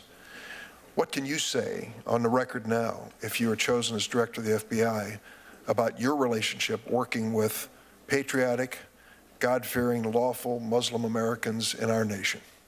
Senator, I would say sort of what I was saying just a minute ago, which is I think the FBI director and the FBI needs to be the FBI and the FBI director for all Americans, including Muslim Americans. And my experience in terrorism investigations has been that some of the best leads we ever got were from members of that community, from Muslim Americans. And I remember having conversations with among others, U.S. Attorney from your state, Pat Fitzgerald, a friend of mine. And so while certainly we do face threats from certain radical ideologies when turned to violence, it is also true that those Americans, just like all Americans, are people that we need to get information from to help protect the homeland. Thank you, Mr. Chairman. Thank you, Mr. Ray. Thank you. Mr. Wray, congratulations to you and your family on this nomination. I appreciate your willingness to come back into public service at a time when I think the nation's confidence in its public institutions has been shaken. And I think it's very important to have somebody of your character and background and experience serve as the next FBI director, because I think public confidence in the FBI has been shaken over recent events. I asked you when we met in my office about the Rod Rosenstein memo that he wrote, and I understand there's an Inspector General investigation. I don't want to ask you specifically about the facts of that, but you'd have, I think, in response to Senator Graham, suggested that you never would see it appropriate to hold a press conference about a criminal investigation, and while declining to recommend prosecution, disclose derogatory information about the target of that investigation. Is that correct? Senator, as we discussed when we met, while I don't think it'd be appropriate for me to comment on Director Comey's decision, I don't know what information he had or what all went in his decision, but I can tell you that in my experience, both as a line prosecutor and as head of the criminal division, and now as a lawyer in private practice, with a special appreciation for why some of those rules and policies are in effect, that I can't think of a time when anybody from the department, much less the FBI director, gave a press conference providing derogatory information about an uncharged individual. But I'm not an encyclopedic knowledge of department history. Well, the FBI director reports to the Deputy Attorney General, isn't that correct? That's correct. And the FBI can't prosecute cases on its own, can it? That's also correct. And so the FBI is the premier law enforcement agency in the world, is an investigatory body and not a prosecutorial body, correct? That's correct. And that role is reserved exclusively to the Attorney General and the Department of Justice, correct? Right. So if an FBI director believes that the Attorney General or the Deputy Attorney General have a conflict of interest such that they don't trust the Department of Justice to conduct its business impartially, what's an FBI director or anybody else supposed to do? I mean, what is the part of the organization of the Department of Justice that would provide some recourse under those circumstances? In other words, is a special counsel the office that would be best suited to take over those investigations and decide whether a prosecution were indeed appropriate? Well, if there was a special counsel in place, then that would be the natural place to bring those concerns to. I think, the department has a chain of command, so if there were conflicts at the higher levels, you could work your way down. There's also the Inspector General of the Department of Justice that maybe under certain circumstances would be an appropriate outlet. I think you'd have to evaluate each situation based on the facts and circumstances and look at the rules. Well, Director Comey said that when Attorney General Loretta Lynch had a meeting on the tarmac at the airport with President Clinton, knowing that Mrs. Clinton was the subject of an ongoing investigation, that for him that was the capper, as he put it. And he decided not to refer the matter to the Deputy Attorney General or to the Attorney General, but rather to take it upon himself to say that no reasonable prosecutor would prosecute a case like that under the circumstances. The reason I'm asking this, and I understand your hesitation about talking about a matter that's under investigation by the Inspector General, but in Mr. Rosenstein's memo, he lays out his opinion that over the last year, he said, the FBI's reputation and credibility have suffered substantial damage, and it has affected the entire Department of Justice. You've read the memo, I trust, and he concludes, as you know, he said, as a result, the FBI is unlikely to regain public and congressional trust until it has a director who understands the gravity of the mistakes and pledges never to repeat them. I want to be respectful of the line you're trying to draw here, but I need to know, and I think the committee needs to know, whether you understand the gravity of the mistakes made by the previous director and you pledge never to repeat them. Senator, as we discussed when we met, Deputy Attorney General Rosenstein's memo, which I did read, the way he describes the department's policies and practices is consistent with my understanding of those policies and practices and the way I would intend to approach those policies and practices. It's not ever been my practice to blur the line between FBI investigator and Department of Justice prosecutor. It's never been my practice to speak publicly as a prosecutor or as a department official about uncharged individuals. I think those policies are important. I think they're in place for a reason, and I would expect to comply with them. My statements to Director Comey on his appearance in front of this committee on several occasions is I believe you're a good man who's been dealt a difficult hand, and he certainly was.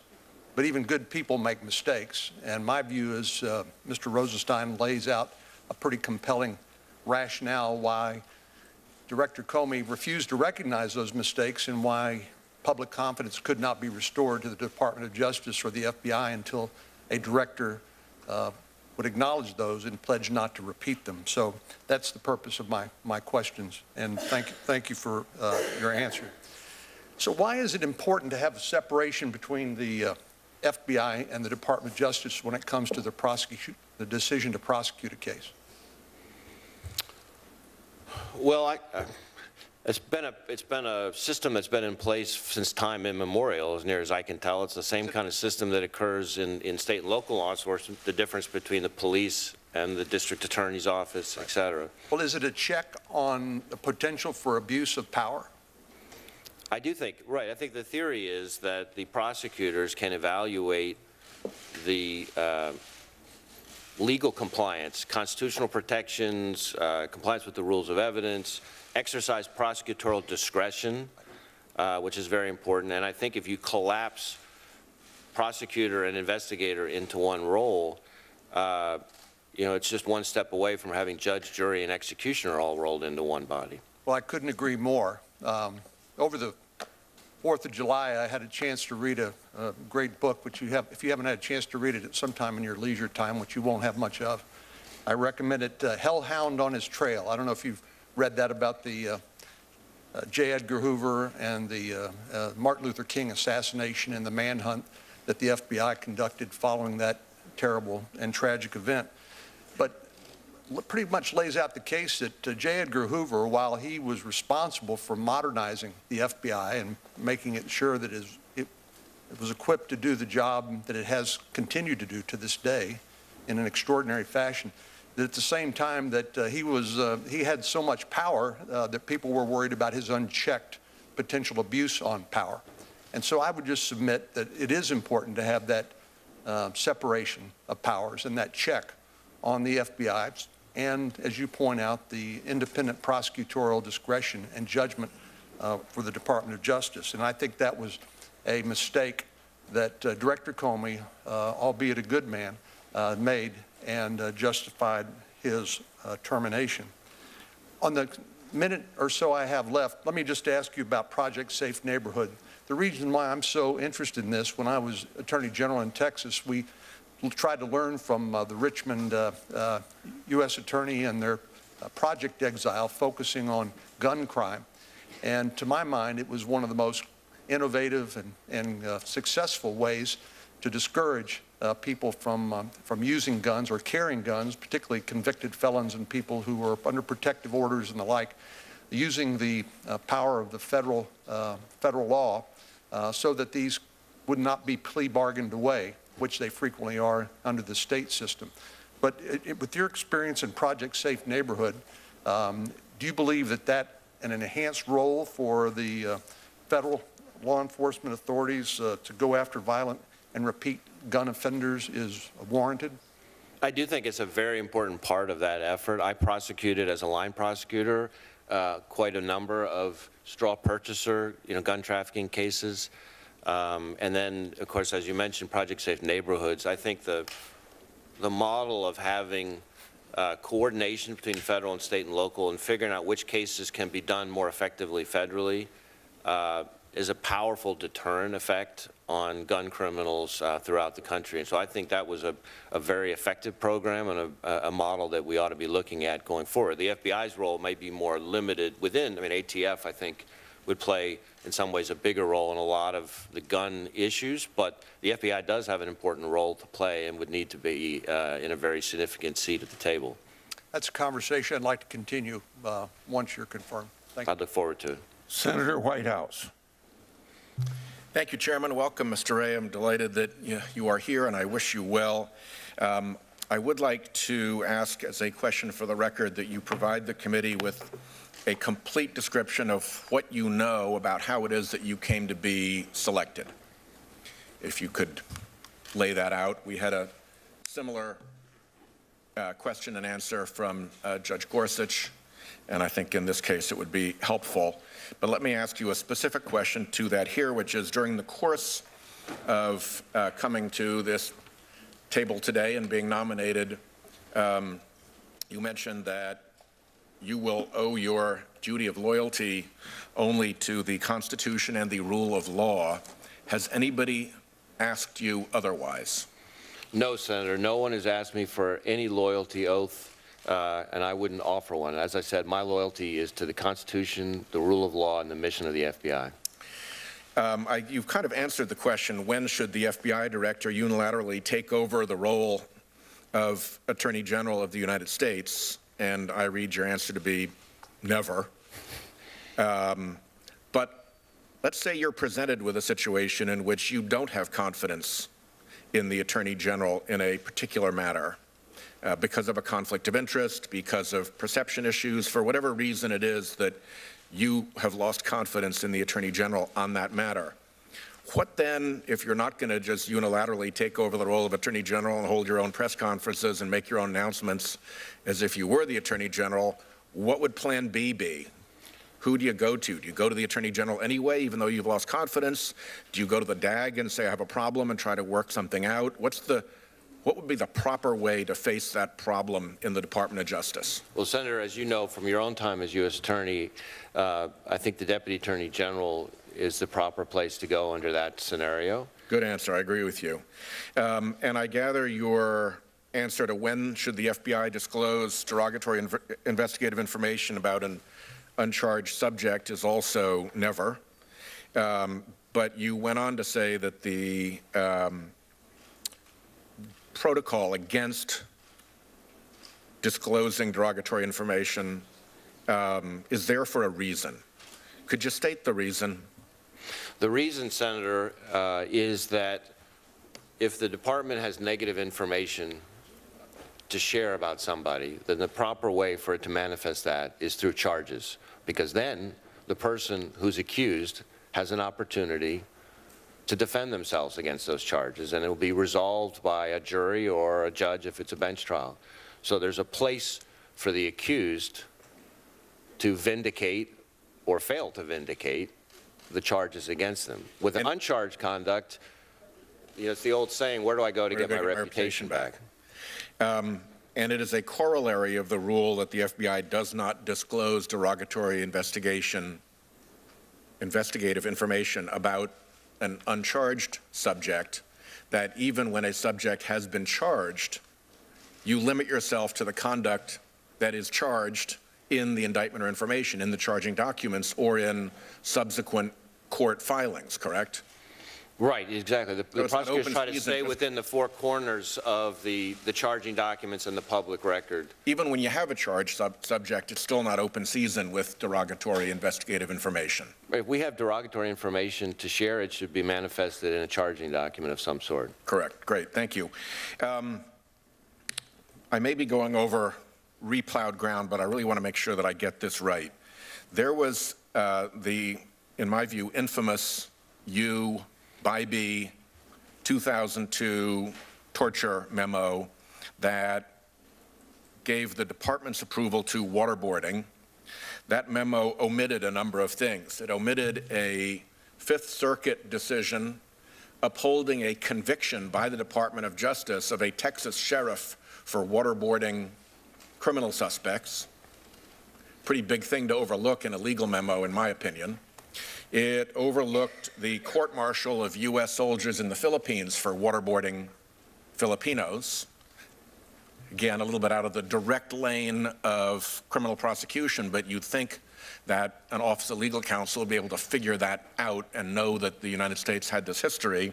And third, it overlooked the military tribunals that prosecuted Japanese soldiers for the war crime of waterboarding U.S. prisoners.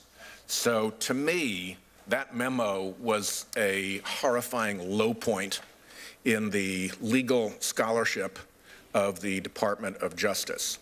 Your name came up in testimony in Congress with respect to a 2003 memo.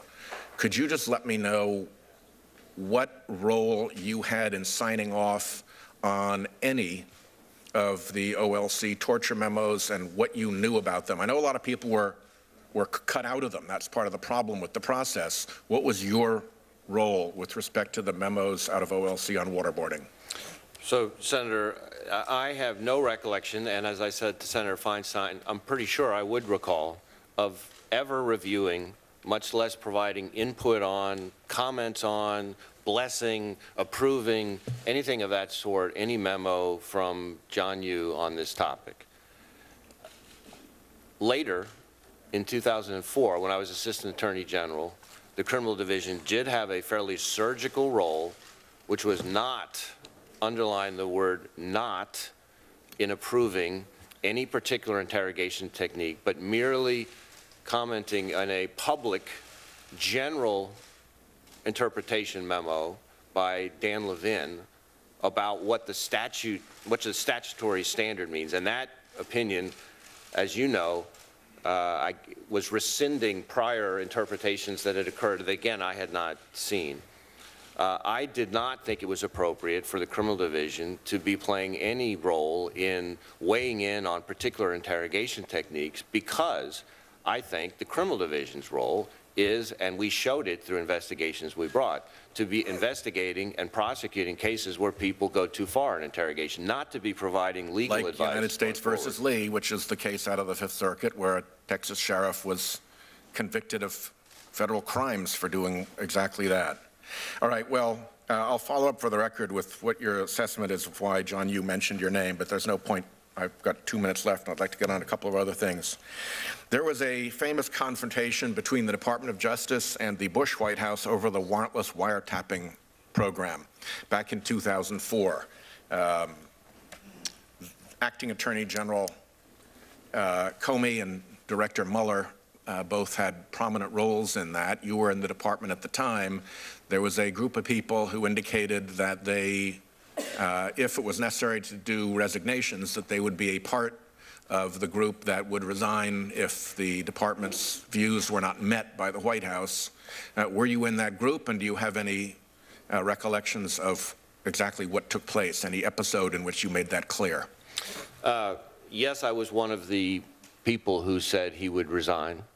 I was not read into the program at the time, so my recollection is that I had a conversation with then Acting Attorney General Comey, who shared with me not the classified contents of the program, but that there was an ongoing dispute about a particular program that was constitutional and legal in nature, and he explained to me some of the people who were read into the program, who all felt the same way he did, and their willingness to resign. And knowing those people, and having worked side by side with those people, and knowing that these were hardly shrinking violets in the war on terror, there was no hesitation in my mind as to where I stood, and I stood with them. And I said, I want you to let me know if you guys get to the point where you think you have to resign, because I'll resign with you. Last question. Congress has oversight responsibility over the FBI. Congress also has an obligation to butt out of FBI criminal investigations for very good reason. Yet in our oversight responsibility, it's important to make sure that cases aren't being tanked for whatever reason. And so I'm interested in what you think the appropriate questions are for members of Congress to ask about an investigation. For instance, is it appropriate to ask if agents were ever assigned to a matter, and if so, how many, without getting into the details? Is it appropriate to ask if any investigative work was done, if there were any subpoenas, any documents obtained, any interviews done? Is it appropriate to consider whether the department's process for following a particular matter, like a matter involving a public official, for instance, has special base touching that has to happen at various places, whether that actually took place? Is it legitimate for Congress to look at the process of a criminal investigation without going into the substantive evidence to assure itself that a good job has in fact been done, that an adequate job has in fact been done, as in the case of the Lerner investigation, where quite a lot was disclosed about what had in fact been done? Well, Senator, I do think that the committee has a very important oversight role that needs to be respected. Obviously, investigations need to be ensured that they're not jeopardized, information doesn't compromise those. I think in my experience, there are usually ways to work through some of those issues. The particular examples that you gave, I'd have to think through each one of them. Well, let's make that a question for the record, because my time has expired. I appreciate your time here, and I wish you well, as I said. Thank you, Senator. Chairman. Senator Sayers. Thank you, Chairman. Thank you, Mr. Wray, and thank you to your family. Thank you for your willingness to serve again. Sir, there's a crisis of public trust in this country. Obviously, this institution has about a 12% approval rating. Over the last 4 decades, we've gone from a net average of about 50% public support for most of our institutions to about 30. If you're confirmed, you'll have an important responsibility to help rebuild public trust in the Bureau. I want to ask you a series of questions about that. But to begin with, why do you think the FBI director has a 10-year term? I think the FBI director has a 10-year term because there is a judgment made that the role of the FBI and the role of the FBI director needs to be one that is independent of partisan politics. In other words, 10-year term specifically contemplates that there could and almost inevitably would be changes in administration during the course of the tenure. And unlike other presidential appointees, the theory is, I think rightly, that the FBI has both a criminal law enforcement and an intelligence role that sort of transcends political policy positions and needs to be kind of kept apart and above from that, and to endure through changes in administration. So what kinds of conditions would it make sense for an FBI director to be fired under? Well, if an FBI director engaged in misconduct, certainly that would be a situation. The FBI directors, nobody is above the rule of law, and an FBI director who doesn't comply with the law should be treated just like anybody else.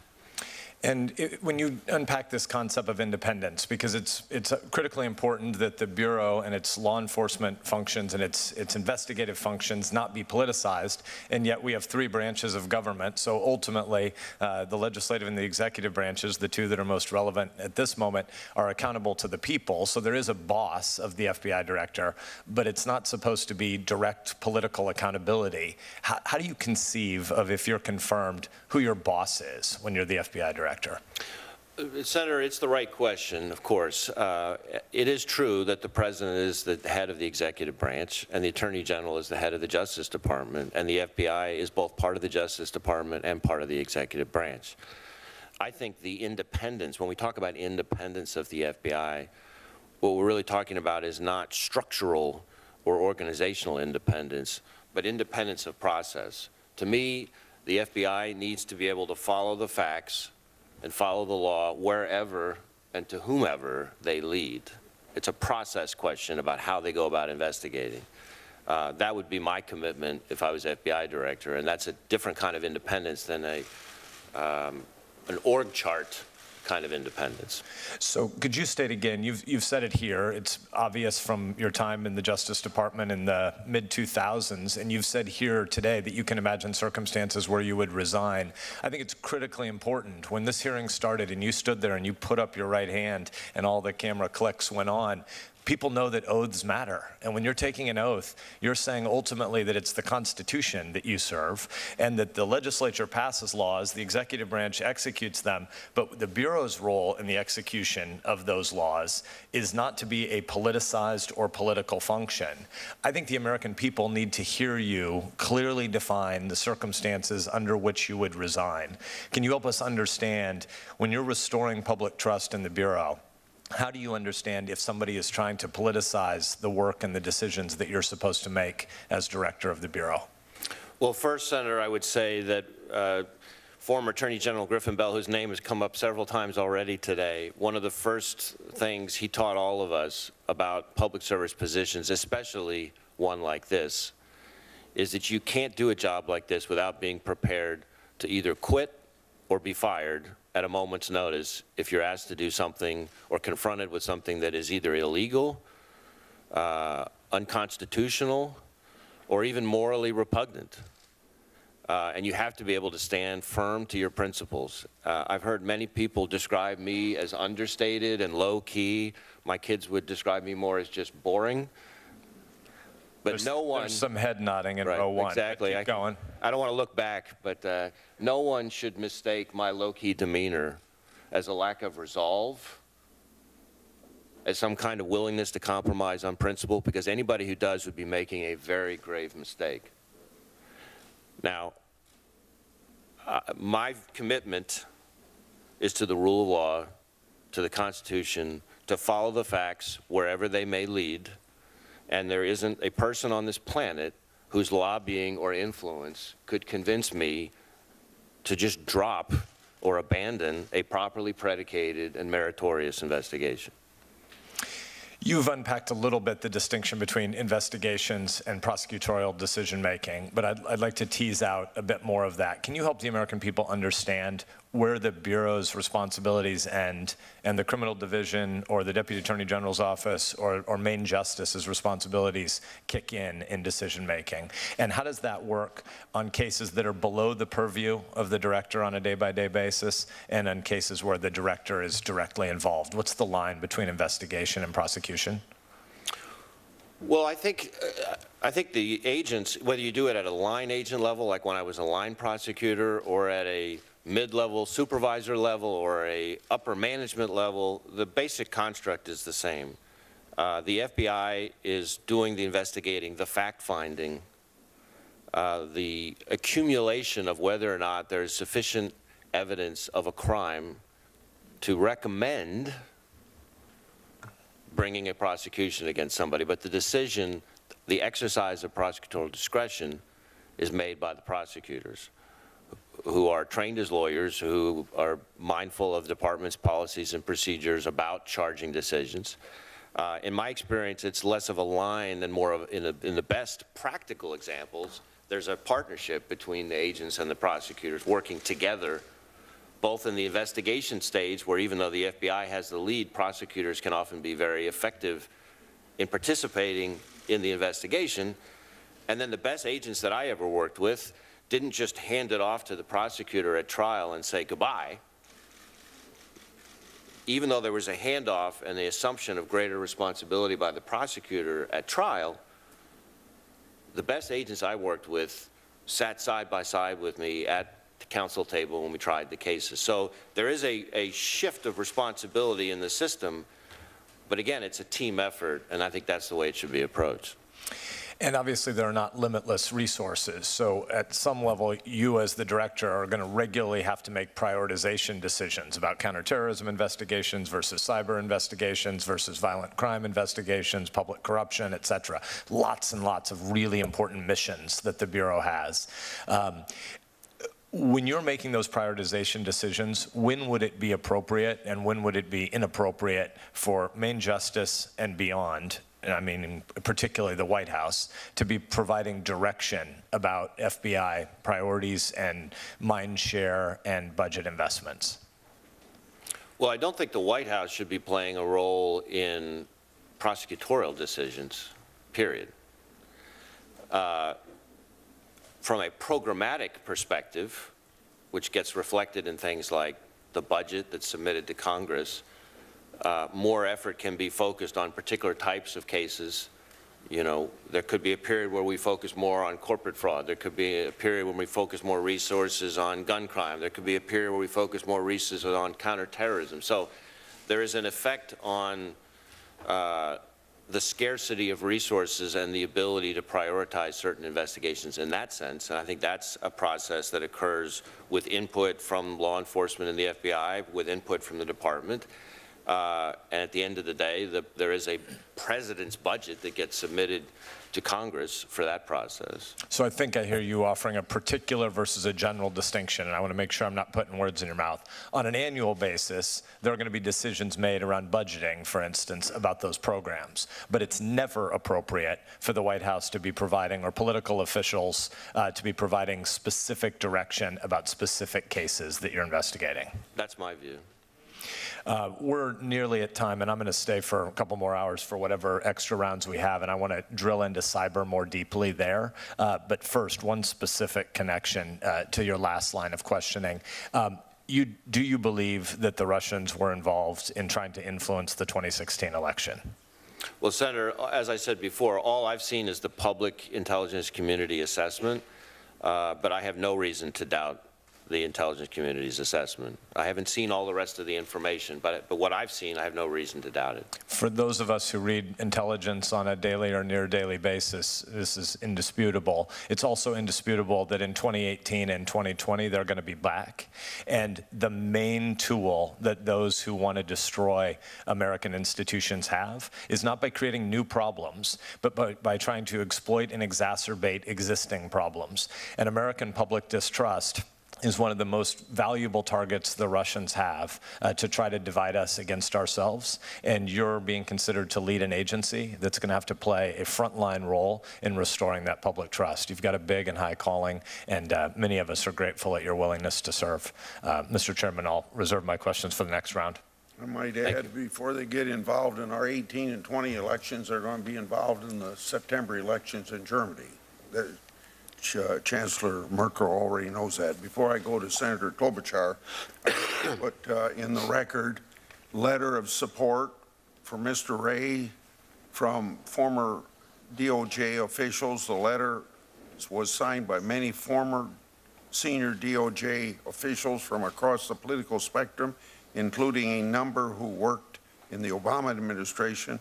They wrote that Mr. Wray, quote, has the judgment, the integrity, independence, experience, and commitment to the rule of law to be an excellent FBI director, end of quote. And we also support from Mr. Wray's former boss, Larry Thompson, who served as Deputy Attorney General, Bush administration. He wrote that Mr. Wray's, quote, dedication to public service and our great country is deep, admirable, and unparalleled. And he praised Mr. Wray as a strong, quote, unquote, strong, independent professional. These records will be included without objection. Senator Klobuchar. Thank you very much, Mr. Chairman. Thank you very much, Mr. Wray. It is good to see your wife, Helen, there, and your kids as well. Our daughters are friends, and I learned from non-FBI sources that your daughter flew in on a red-eye tonight and arrived at 4:30 a.m., and the fact that she's kept her eyes open through this entire hearing is a testament to her devotion to her dad. And on a more serious matter, I know you to be a decent person and a good and devoted dad, so I think that's a pretty good start here. And I thank you for your answers, particularly the recent discussion you had with Senator Sass about the irrefutable evidence that you've been able to see on the Russian influence in our election. And the answers you've given the other senators. And I thought your opening statement reflected the fact that you see the gravity of this moment in time when you're coming in to lead an agency and be nominated to lead an agency of people who put themselves out on the front line every day without fear or favor. And we owe it to them, but we also owe it to this country to bring back the trust that Senator Sass has talked about in terms of this government in Washington. So my first question is, when you ran the criminal division in the Justice Department, did you ever receive requests from the president or other high-ranking officials to just let a case go? No. And I think you answered one of my colleagues, if the president asked you to do that, I think you said you would try to talk them out of it, and if a president would not rescind that request, you would resign. Is that right? I would try to take all appropriate action, which would include potentially having to resign, yes. Okay, and from time to time, probably in your career, when I was a prosecutor for 8 years, I would sometimes get comments from people, oh, that case, don't do anything about that. Whether it be at a dinner or someone calling my office, and I had a process where I would tell my deputy, I would most likely not tell the prosecutor working on the case. I had 400 people, unless I thought for some reason they needed to know that, but if I did, I would tell them this can not at all influence what you're doing. And I think you know that this happens not just to the FBI director, but it happens to people underneath you. And so that's why I appreciated your answer about the process. You have to have processes in place, because it's not just the FBI director that get those calls. Do you want to respond to that? Yes, Senator, thank you. I think you said it very well. To me, process is so important. And the reason process is so important is because people need to have confidence in the outcome. If there is a decision to charge somebody, people need to have confidence that the process that led to that was fair, impartial, and consistent with the law. Likewise, if there's a decision to close an investigation without charges, people need to have confidence that if there was something there, the process would have found it. So process is terribly important, and I think the tone needs to be set at the top. And I will say that having worked with lots of FBI agents, the thing that is distinctive about all of them is that they will follow the facts and the law wherever it takes them. And sometimes people don't like it, but that's what makes it such a beautiful thing to behold if you're a prosecutor. Right. How about your view of working with local law enforcement? We have a very good group in Minnesota, our FBI there. They stepped in, Special Agent in charge, Rick Thornton, and his group stepped in when we had the stabbing at the shopping mall this last fall, worked very well with our local law enforcement and our chief. Do you want to briefly comment on your views on working with local law enforcement? Thank you, Senator. I think working with state and local law enforcement is hugely important, especially because there is so much on the FBI's plate right now that there needs to be partnership between the FBI and other federal law enforcement agencies and the state and locals in sort of a force multiplier way. There's all kinds of support that FBI can provide to law enforcement, whether it's partnering on investigations, training. The National Academy is a great thing that, you know, when I talk to people in state and local law enforcement, they consistently praise. I'm gratified by the support that has come in over the last several days from lots of state and local law enforcement organizations, and I think that's just a terribly important relationship, because the reality is the threats we face are way too many for one agency, much less the FBI, to do all by itself. Yeah, I think Director Comey saw it that way as well, and I had respect for how he worked with local law enforcement, and I appreciated your words about him. From time to time, there have been proposals to split up the FBI's criminal and national security missions and remove matters like counterterrorism, counterespionage from the FBI's jurisdiction to kind of spin them off. Some have even advocated the creation of an American version of the way the Brits handle this. And when this was discussed in the early 2000s, and FBI Director Bob Mueller rejected it, he said it would be a step backward. Do you agree with his assessment about this type of proposal? Senator, I remember being fairly actively involved in that issue back in the early 2000s, working with people at the FBI. I thought it was a terrible idea then.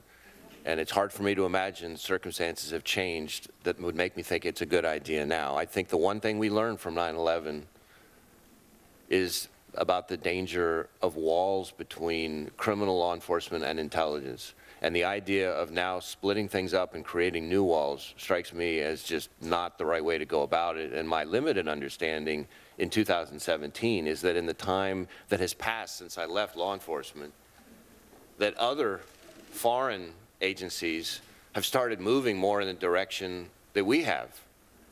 I have great respect for our colleagues in the UK and their system, but I don't think that's the right model for us. Thank you. Election infrastructure, Senator Sass raised this a bit. When you look at what happened in this last election, what may happen going forward, one of the jobs of the FBI is to coordinate with the Election Assistance Commission, is to follow up on cyber attacks, and tell me that you'll make this a priority moving forward and help us to prepare as we go into this next election. Senator, I think the integrity of our elections has to be a very, very top priority. It's at the core of who we are as a country. And any threat, whether it's from a nation state or a non-state actor, needs to be taken very, very seriously, and the FBI has a huge role in that. In a broader fashion, Russia has vast criminal networks that the Kremlin uses to sow instability. When Senator Graham and I were with Senator McCain at the end of last year, we heard about this in Baltics, Ukraine, and Georgia. And a lot of times they're using shell companies, as are other entities. Half of all homes in the U.S. worth at least $5 million are now purchased using shell companies. Would you support efforts by the Treasury Department, this is a money laundering question, to use its existing authority to require more transparency in luxury real estate transactions? We're trying to figure out where the money is going and how you follow the money. I think it was you that said at the beginning that you're more likely to find a terrorist not with his finger on a bomb, but his hands on a check. Senator, I'm not familiar with the particular program that you described, but I can tell you that I strongly agree that following the money is, to me, law enforcement 101, whether it's for organized gangs or drug trafficking or terrorism, that none of those things happen without money. And following the money and working closely with the Treasury Department, I think, is an uncommonly effective strategy to use. Thank you. A few other matters. Over the past year, we've seen a staggering rise in hate crimes in our state. We've had threats against the Muslim community, of course, the Jewish community. And how would you approach this issue as FBI director? Well, Senator, I think crimes based on bigotry or prejudice can't be tolerated. And I think the FBI has an important role in being an aggressive investigator there. One of the most moving cases to me as a line prosecutor was a different kind of hate crime with a serial church arsonist who went all over the country burning down churches, and ultimately one of the churches he burned killed a volunteer firefighter. And I think I mentioned maybe to Senator Franken that, you know, meeting with the mother of the dead firefighter and the roughly 7-year-old daughter of the dead firefighter is a memory that I will take with me forever. So I have sort of a personal appreciation for the importance of prosecuting those crimes. Very good. And if we have a second round, I'll ask you about the personal work you've done with human trafficking, which is one of my top priorities. But I did have one other question on terrorist online recruiting. We've had a number of instances of that in Minnesota, and our former U.S. Attorney Andy Lugar, and before that Todd Jones, worked extensively with the FBI on this issue. I've met with the FBI in Minnesota on this issue. They've showed me some of the internet targeting that's really designed to focus on people in our state because of the major Somali population that we're so proud of in Minnesota.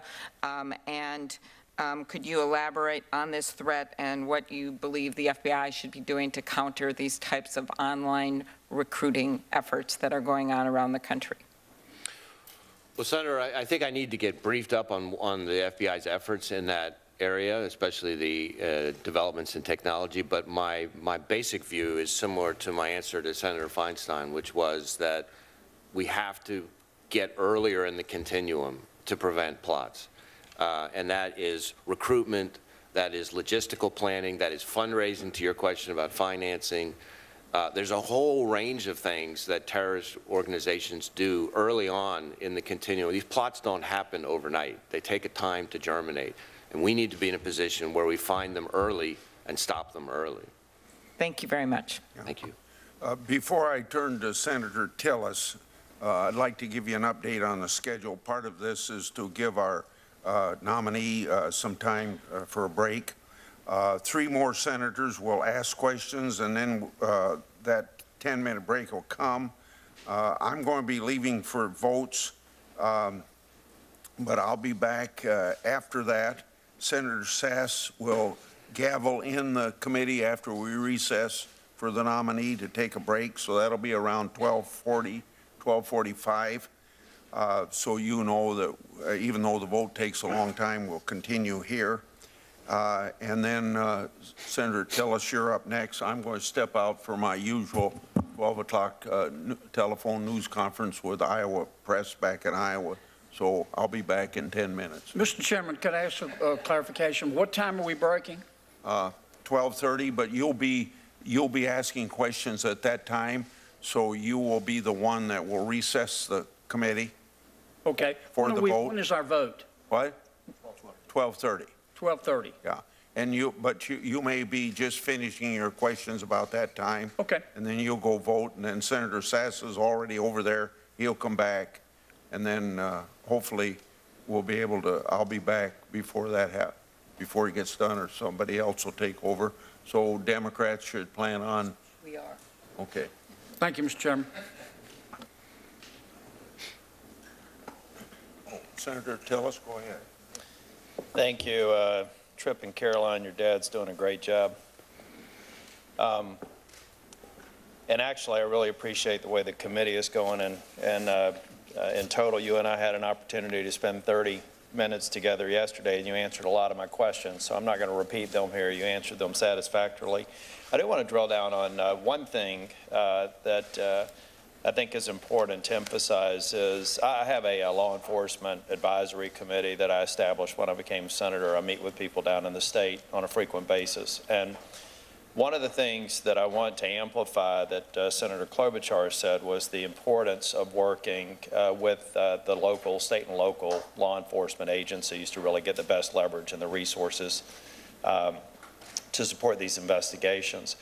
One of the things that I think is important, I'm kind of curious to see your own view of it, is what's foundational to making those work are the equitable sharing programs that provide these local agencies with resources as a result of seizures in some cases. Do you think that that's an effective program that should remain in place? I've heard nothing but good things about those arrangements. I'm not expert in them. It's been years since I focused on that. But certainly the ability for federal law enforcement to provide all manner of support, whether it's partnering on investigations, training, technical support, grants. I mean, there's lots of things that the federal government can do to, again, as I said before, have the state and local law enforcement be force multipliers to protect us all. Thank you. I think as you get into there, because the support for the program has ebbed and flowed, and at one point it quiesced for a while, and it really did cause disruptions. I know in maybe a handful of cases nationwide, maybe one instance in my state. So I think we should look at that because there are misconceptions about how the program's run, whether or not there were any abuses of it. If those are in fact true, we need to work on that. But I think threatening or sending uncertainty out there could have a chilling effect on investments that local law enforcement will make in anticipation of some of those resources that better enable them to work with the agency that I'm convinced you're going to be heading up. Can we talk a little bit about going dark, Section 215 and 702, and the importance you believe it has for the investigative process? Yes, Senator.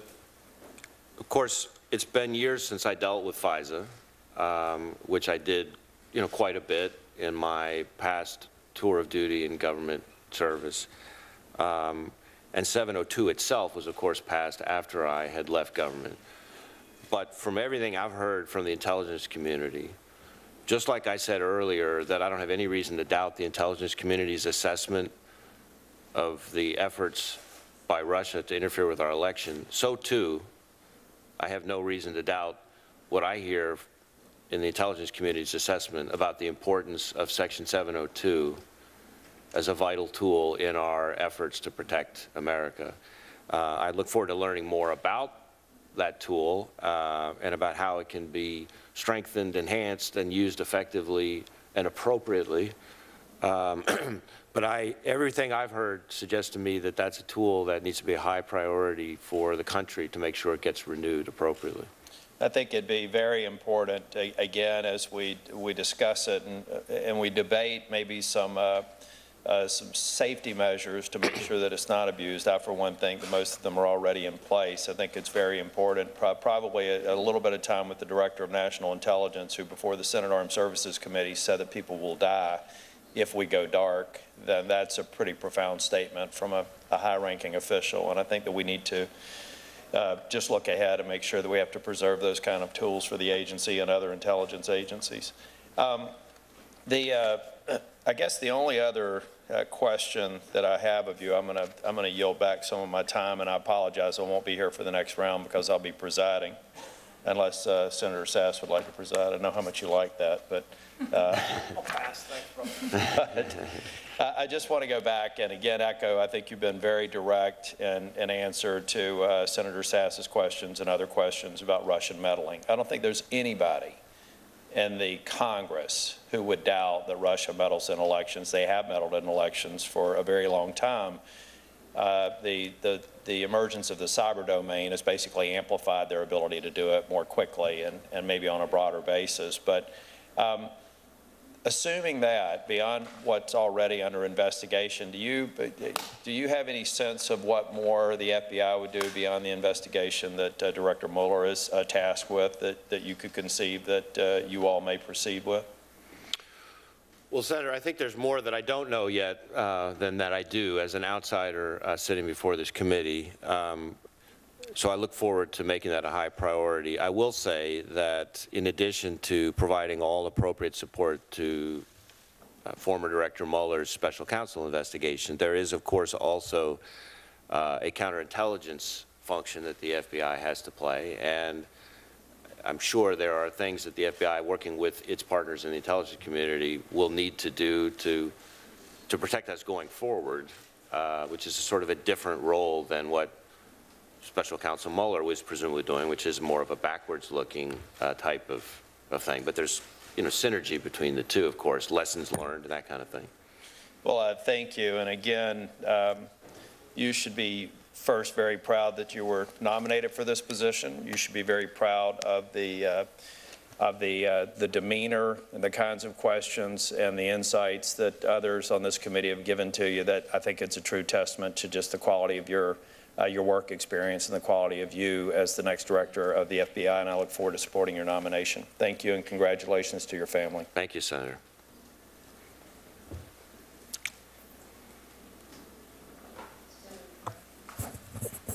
I was deferring to the senator from California, but Senator Franken, I think you're up.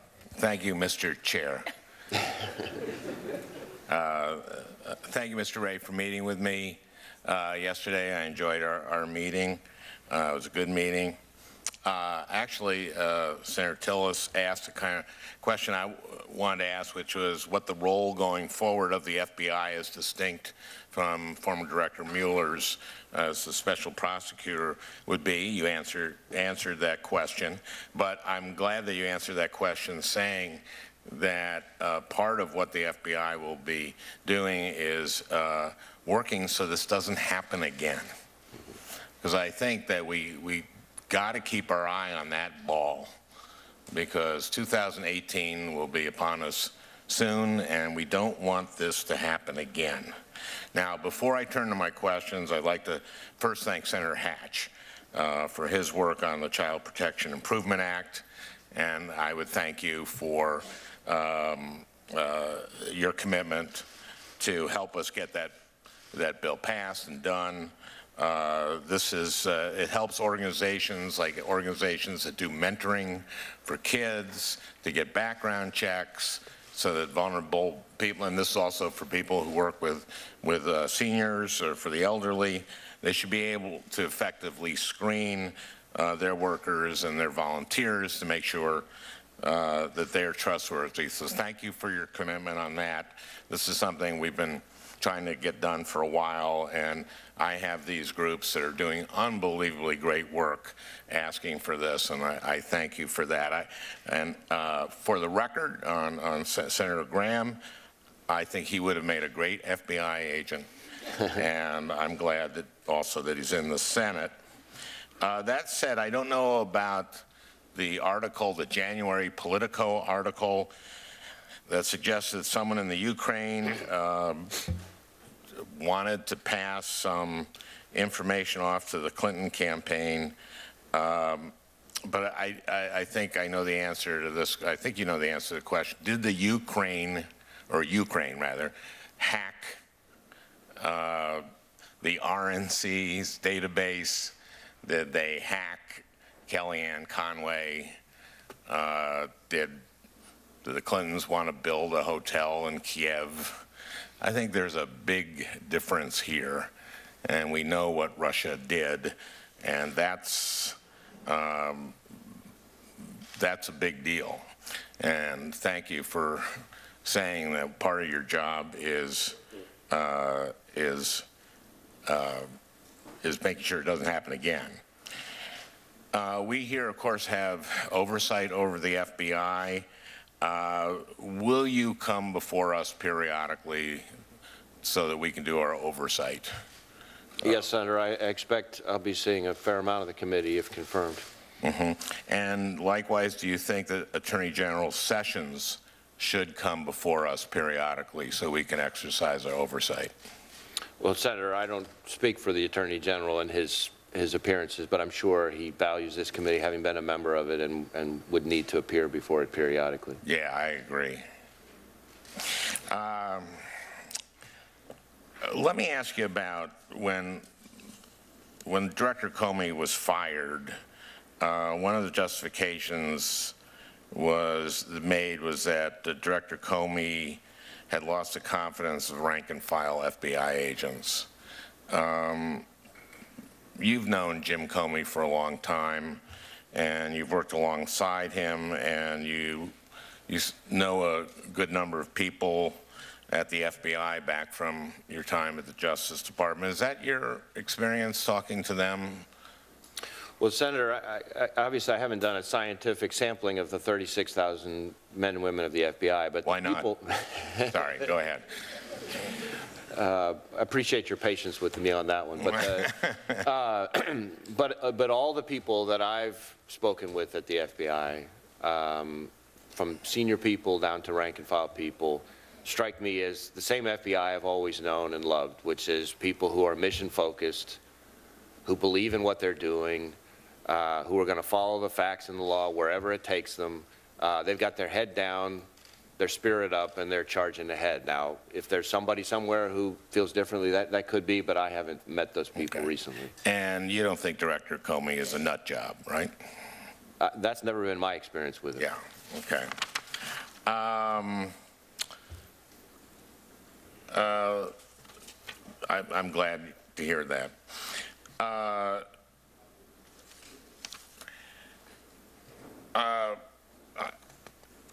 If you are asked in some kind of setting by the president to stop an investigation of somebody,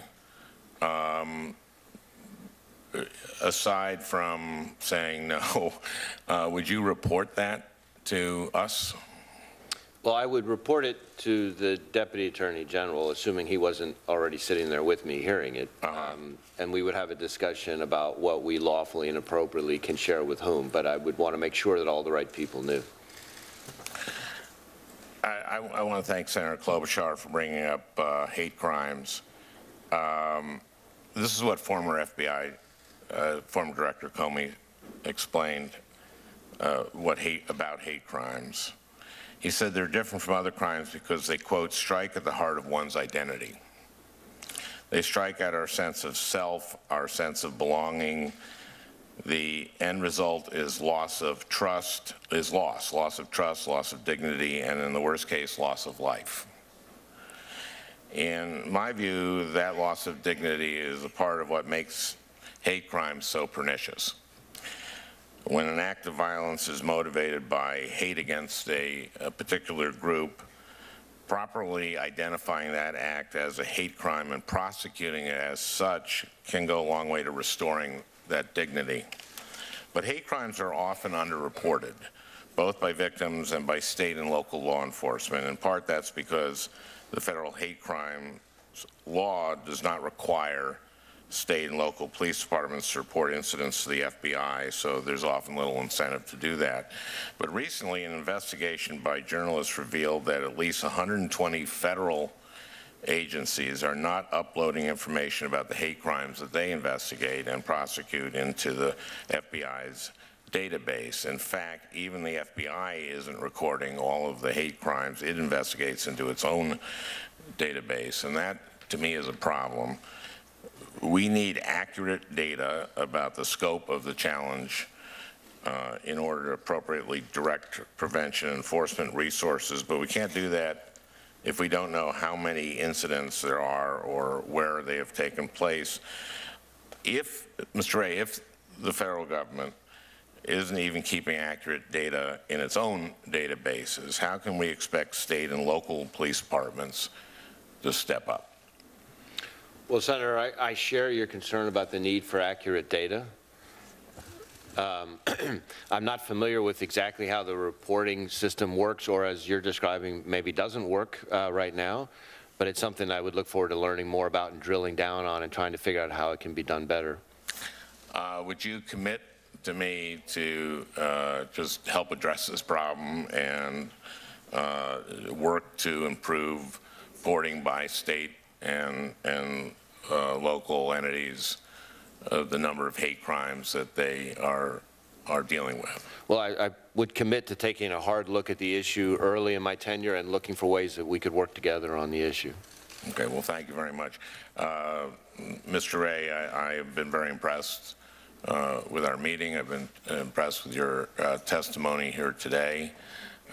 You've come here at a hard time. This is under very extraordinary circumstances, and I thank you for your willingness to take on this job. And I'm looking around. I'm feeling that you've had a good hearing today, and best of luck to you, sir. Thank you, Senator. That means a lot. Senator Kennedy. Thank you, Mr. Chairman.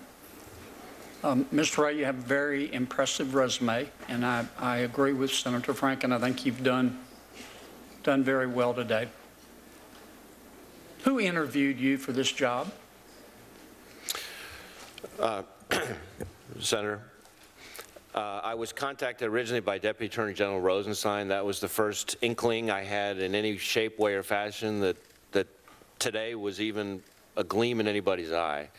I met shortly thereafter with Deputy Attorney General Rosenstein and Attorney General Sessions together, the two of them. And then, as has been publicly reported, I think it was the day after Memorial Day, I had a brief meeting at the White House that was attended by several people from the White House, including the President, as well as several people from the Department. Another similar meeting, and then I was announced as the intended nominee. Okay. Indulge me a second. For my second question, I have to lay a little bit of a foundation. And some of my colleagues have alluded to this today, but our country began as a self-reliant, lightly taxed, debt-averse union of states. But our country's changed a lot in a couple hundred years. I don't mean this to be a pejorative statement. I mean it to be factual. The power of the federal government, the United States government, is breathtaking. And I don't think there's a single agency that is more symbolic of that power than the FBI. You can ruin people's lives. Hopefully, when that happens, they deserve it. At some point, who did what to whom in the last election is going to be a distant memory. At some point, the investigation of Russia's interference in the election will be over. But what will remain is the FBI and its reputation. I don't think the FBI is a political body, not the rank and file members. I don't want to believe that, and I don't believe that. But I worry about the perception that some Americans might have about the FBI, based on some of the testimony that this committee and others have heard in the past, not today. Here's what I'm looking for. I want you to be apolitical. I don't want you to exhaust yourself trying to make political friends up here. I want you to be Socrates. I want you to be Dirty Harry with the bad guys. And I want you to tell me how you're going to do that in this environment. Well, Senator, first let me say that I have, I think, a heightened appreciation for the point that you're making about the power of the FBI and what you said about the FBI's ability to ruin people's lives. One of the things that I did, even as head of the criminal division, was I tried to meet with every new hire, and we're talking about over 400 lawyers, but every time we had a new hire, I would spend 10 to 15 minutes one-on-one with that person, and one of the points that I would try to make is that the decisions that that prosecutor would make, and the same thing would be true obviously for FBI agents in spades, short of their wedding or a death in their family, the public's interaction with law enforcement is the most meaningful, impactful experience those people ever have. And so prosecutors and agents need to conduct themselves in a way that remembers that, and remembers that power, and remembers how much significance they have. These are not just the people they deal with, whether it's targets of investigations, witnesses, victims, family members, jurors, it doesn't matter. All those people will remember their interaction with law enforcement in a way that people, law enforcement who do this every day, may not remember quite as vividly. And so they need to conduct themselves in a way that keeps that in mind. Second thing I would say in response to your question is I come back to the point that I made in answer to Senator Klobuchar, which is the importance of process. The process needs to have integrity. The process needs to be independent. The process needs to be free from favor, free from influence, free from fear, free from partisan politics. Because if people have confidence in the process, then they can have confidence in the results. And sometimes the results will be charges, sometimes those results will be declinations, but they need to have confidence in either one. Let me ask you about the process. And I appreciate your answer, counsel. I think history will demonstrate that White Houses have been offering their advice to the FBI director for decades. Where do you draw the line? I mean, if the White House calls you, I'm anxious to know, or curious to know how it works internally. If the White House calls you and says, we were reading about a story on Medicaid fraud in a particular state, and we think you ought to look into that. Is that appropriate? My response to something like that, Senator, would be to say, if you have evidence, same thing I would say to anybody in this country, if you have evidence of a crime that you think the FBI needs to look at, give us the evidence, we'll take a look at it, we'll make an assessment, we'll play it by the book. And just like with any witness who's supplying information, I would consider the source, and I would try to take into account under the particular circumstances if there was any other agenda or anything else going on. But the White House might have information about, in your hypothetical, about a crime that might need to be investigated, and I would take that seriously, just like I would from anybody. All right. Suppose the Attorney General, who I know has recused himself, but let's suppose for a moment, well, I don't want to personalize this. Let's suppose an acting Attorney General called you and said, stop referring to the Russian investigation as an investigation and refer to it as a matter. What would you do? Well, Senator, I think I'd need to understand why they thought the description was inaccurate. I tend to be somebody who listens with an open mind and to hear what the explanation is, but if I disagree with the characterization, I'm going to have to play it by the book and call it what it is. Well, suppose the reason that you were asked to do that is because matter plays better with the public than investigation. Then I would try to persuade the person asking me as to why the request was ill-considered. And what if they said do it anyway? Then I would consult with the appropriate ethics officials and make a judgment about what my next course of action should be. Okay. And what if they said the ethics, well, strike that. I don't know. Let's don't speculate what the ethics people would say.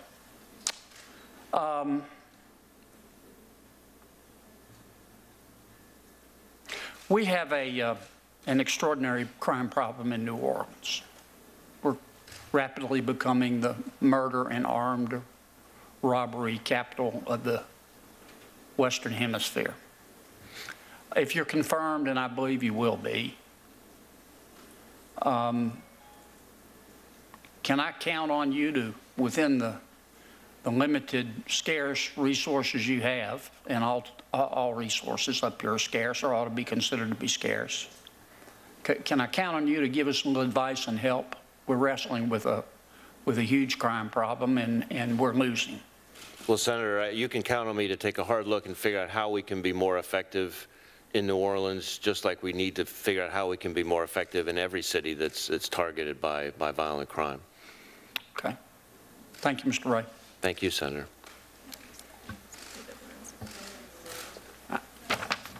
Madam Chair, Madam Ranking Member, I was handed a note, and I'm supposed to say, but you can say it if you'd like, that we will. It's kind of like Senator Nunn, isn't it? We will stand in recess for 10 minutes. If I had a gavel, I'd bang it, but.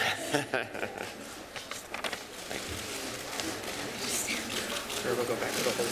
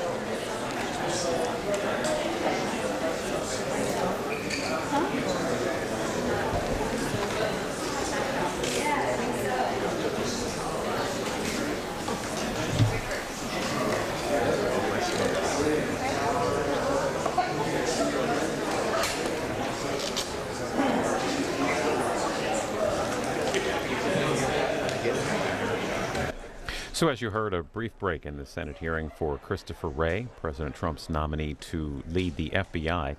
Testimony is expected to continue into the early afternoon. Committee members, as you heard, taking a short recess now as the Senate is conducting a series of votes, including a judicial nominee and an ambassadorial position. You can see the Senate on C-SPAN 2, but back here on C-SPAN 3 shortly, we'll continue with live coverage when the committee reconvenes. So while this break is underway, we'll go back to earlier in the day in this hearing and watch a couple of portions, starting with the opening statement from FBI nominee Christopher Wray.